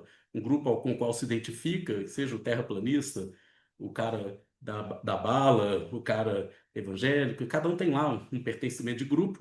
E o que esses líderes conseguiram fazer foi uma espécie de polinização cruzada, ou seja, o cara que era pró-exército, de repente virou um terraplanista também, um negacionista de vacina, que virou um evangélico, e aí eles polinizaram isso de uma forma cruzada para criar uma identidade mais ou menos geral. Ainda que esses pertencimentos permaneçam, e nem sempre as pessoas vão comprar todos os pertencimentos, houve uma tendência a polinizar. E assim, pessoas que antes rejeitavam, por exemplo, a ditadura militar, mas que eram mais conservadoras e etc., de repente já começam a falar que até que a ditadura, enfim, já há uma tendência à adesão cruzada desses diferentes pertencimentos. Eu acho que no Brasil é muito, muito próximo do que a gente viu no bolsonarismo, né, de uma forma geral. Eu Não, vou. perfeito, Depois, perfeito. não Vamos, sei se se tu você me quer permite, reagir de só uma para vez, então vai. a gente faz uma rodada de perguntas, e aí eu Pode respondo mais ou menos todas juntas aí para não tomar muito o tempo. Eu também já tô, tem que pegar meu Exato, para a sobrinho, gente tô na respeitar o sexta. nosso teto também. Clara, Fala, por Clara. favor. E as outras, claro, os outros colegas e colegas. Boa noite, tudo bem? Gostei muito da apresentação.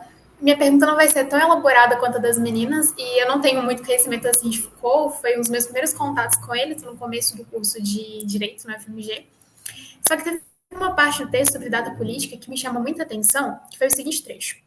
No entanto, para que o liberalismo possa funcionar, é necessário que atue por meio de mecanismos que têm como por função produzir, insuflar e ampliar liberdades, introduzir um a mais de liberdade por meio de um a mais de controle e intervenção. Em que medida isso pode se relacionar com o avanço da direita? Porque a gente vê um movimento crescente deles defendendo uma liberdade de expressão irrestrita em mídias sociais, em plataformas, no X, né, o antigo Twitter. E assim, querendo uma mais de liberdade nessa parte algorítmica, só que até que medida essa procura deles por essa liberdade é também um pedido por mais intervenção, já que os algoritmos, eles vão dar mais material para esses algoritmos que vão, de certa forma, controlar eles. Eles pedem por liberdade e se entregam para os algoritmos de controle. Ótimo. Eu não sei se tem mais alguém, aí a gente pode fazer tudo junto. Mas senão eu vou respondendo, sim. Vou respondendo um pouco a Clara. Fiquem à vontade, tá, pessoal? Se quiserem intervir.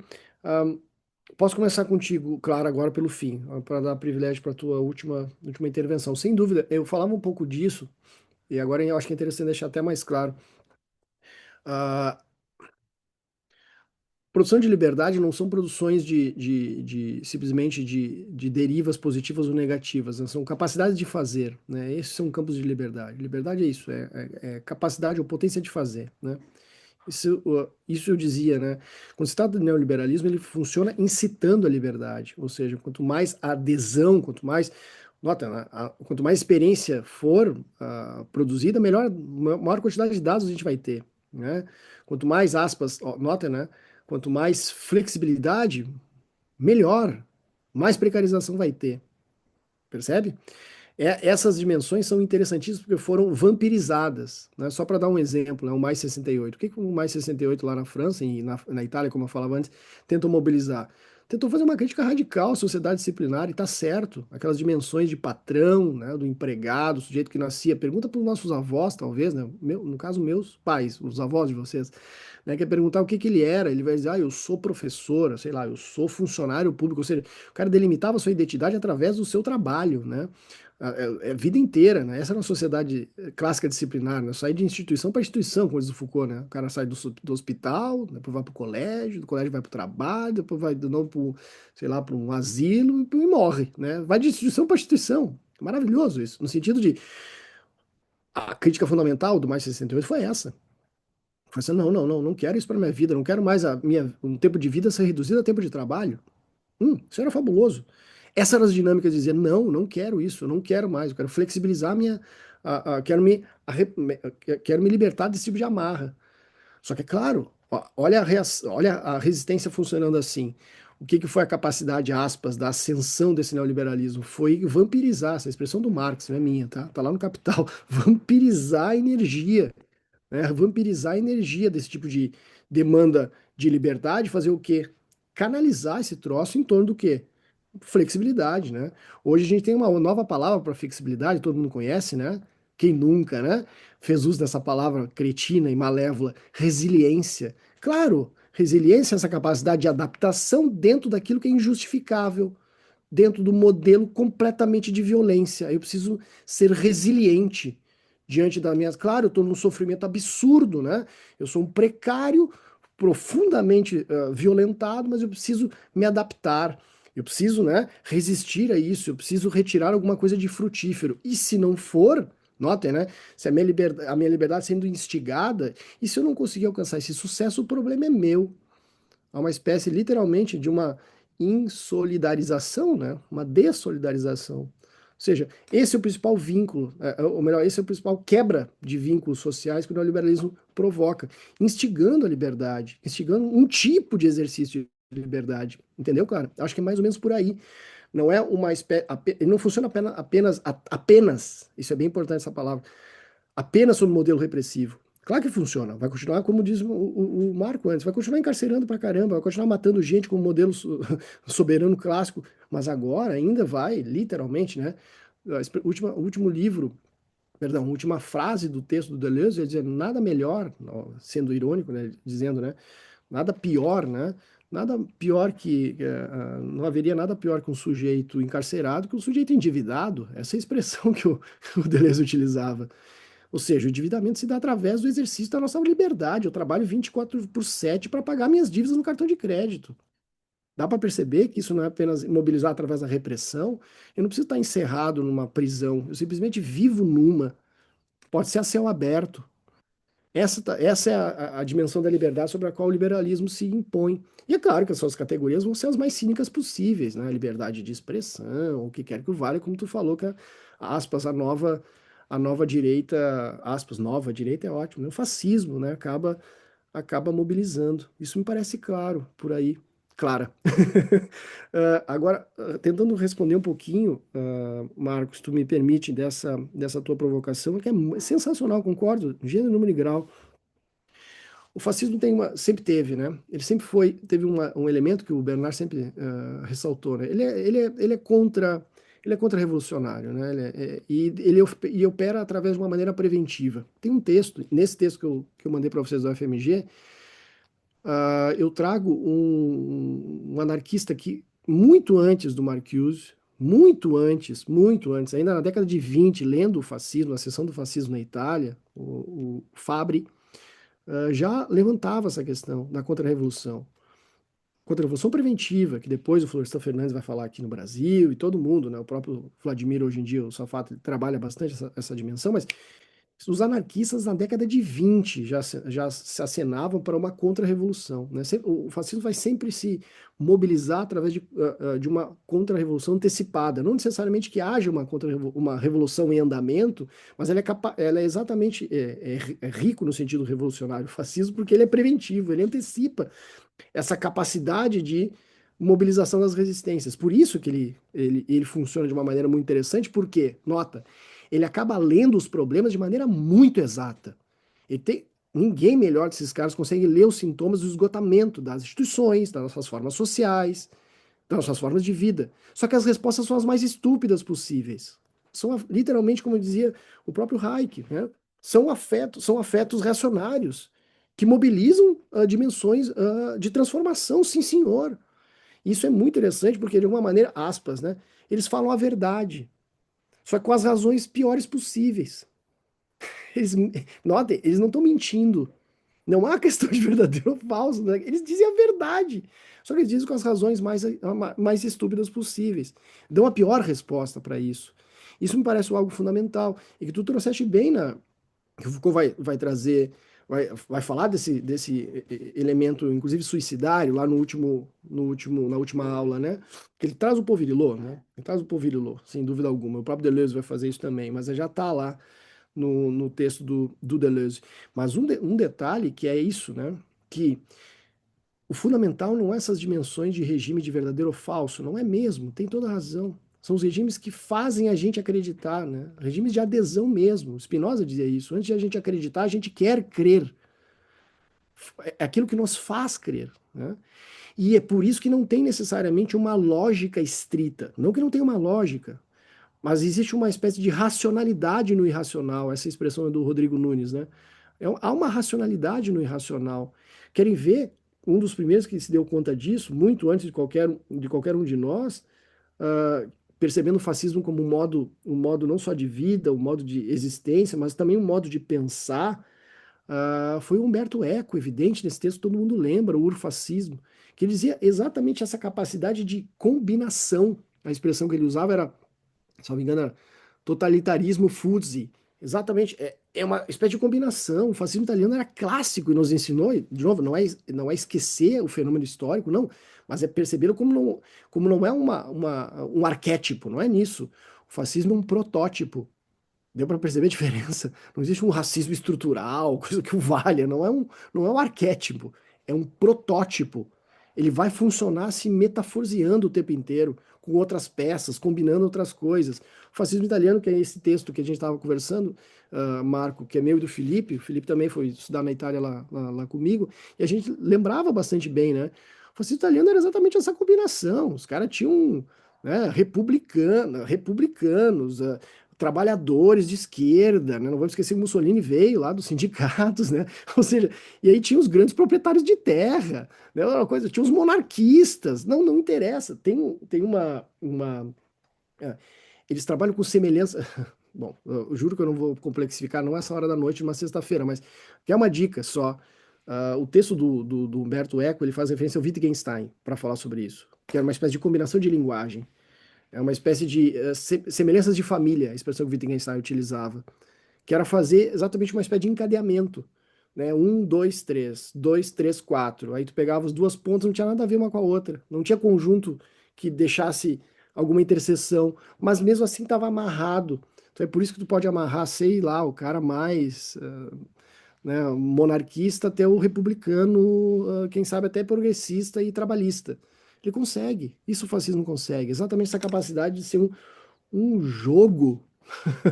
Olha de novo, voltando para o velho e bom Foucault, né?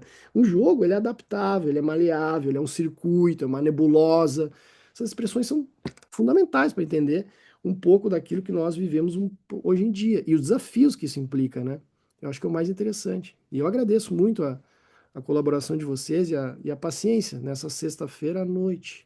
Obrigado mesmo, Marco. Obrigado. E eu estou à Bom, disposição. Vocês têm meu contato com o eu é Marco, tá? eu é que agradeço. Aliás, primeiro, assim, pedir desculpa para você e para Clara, eu tive que sair um minutinho, que eu estou no sindicato Não, aqui, e tocamos e ficha as aí. Tudo bem. funcionárias estavam indo embora, eu precisava ir ali fechar a porta e se Nós despedir. também, Assim. estamos indo, não tem problema, estamos indo. Aí eu fui ali e voltei rapidinho, mas enfim, e vou emendar uma reunião. A minha sexta-feira está animada à noite, né? Daqui eu vou ter uma reunião com o pessoal do jurídico aqui. Boa É, sorte. Boa sorte. papo legal, né? É bom, Ah, mas bah. eu que queria agradecer, assim, muitíssimo. Aliás, lendo seus textos, só assim, antes mesmo, eu já tinha visto, assim, eu já conhecia você através das traduções, você tinha traduzido há muito tempo atrás uma entrevista com o Bernard Harcourt, Isso. além de outros materiais que eu já tinha visto há mais tempo atrás. A gente leu, inclusive, no grupo de estudo essa entrevista, né, que você fez e traduziu, não é, depois a entrevista. E, enfim, então já conhecia, mas depois teve esse infortúnio recente, né, dos nossos financiamentos cancelados pela Fulbright.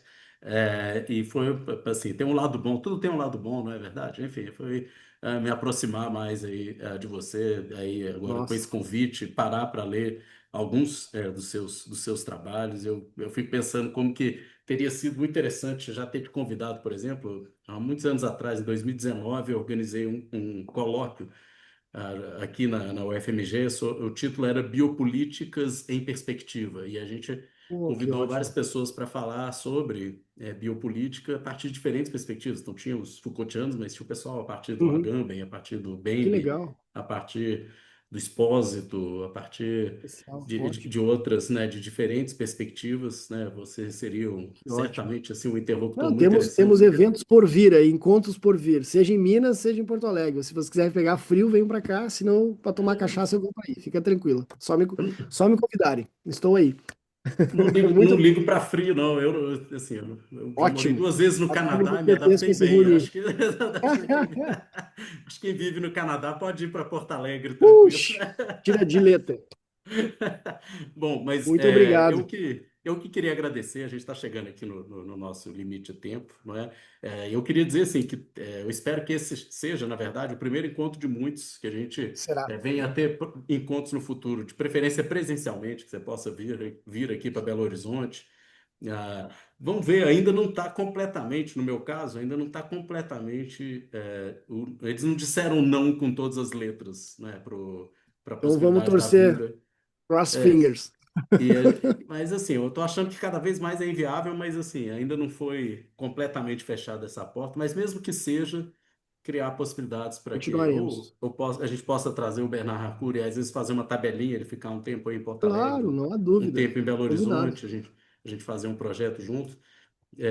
Mas, enfim, isso seja o começo, na verdade, de uma conversa que se estenda muito Eu que mais. agradeço. É impressionante a quantidade de temas em comum assim que a gente tem, e tanto referências teóricas e tal, mas também a abordagem, a maneira de ler esses autores São muitas Que bom. semelhanças e acho que a gente tem muita figurinha para trocar ainda. A gente só começou Certamente. essa Certamente. prática. Muito obrigado. Eu quero agradecer mais uma vez. Quero E agradecer eu mais queria uma vez. agradecer as meninas também, a Ana, Exato, Maristela, exato. Fazer a esse Clara registro. também, que fez uma excelente pergunta. Ela é Olha, caloura, minha aluna agora do primeiro período, acabou de entrar na eita! faculdade de Direito. Eu tenho meus alunos aqui, o Daniel do mestrado, o Antônio do doutorado. Esse aí é o residente, doutorado em filosofia e direito, né? Desse tem que internar Ixi, rapidamente esse sujeito. aí agravante, Mas, né? Não, dois assim. sim, residente em específico. E agradecer, Maristela, obrigado, Ana e Clara e todos os demais colegas. Dona Maria também, grande contribuição, estava ali sempre me dando, deixando. A Dona Maria era a melhor de todas porque me cortava a fala, porque é melhor, porque eu falo demais. Então, obrigado, Dona Maria. Obrigado, porque eu falo muito. Muito obrigado pela sexta-noite, não deveria estar falando tanto. Muito Bom, gente, obrigado, então pela eu paciência. queria Até logo. finalizar mais uma vez. Muito obrigado, Augusto. Até uma próxima. Para o grupo, antes de finalizar, lembrar que sexta-feira que vem a gente tem o último encontro dessa série com a Thalita Lima para discutir, enfim, outros temas. Depois eu compartilho lá no grupo os textos exatamente que a gente vai conversar sobre eles. Né? Então, até semana que vem para o pessoal do grupo. Até a próxima para o Augusto. Um Abraço, abraço. gente. Muito Boa noite. obrigado. Boa Até a próxima sexta-feira aí. para todo mundo Beijo aí. grande para nós. Até logo. Sextou. Falou.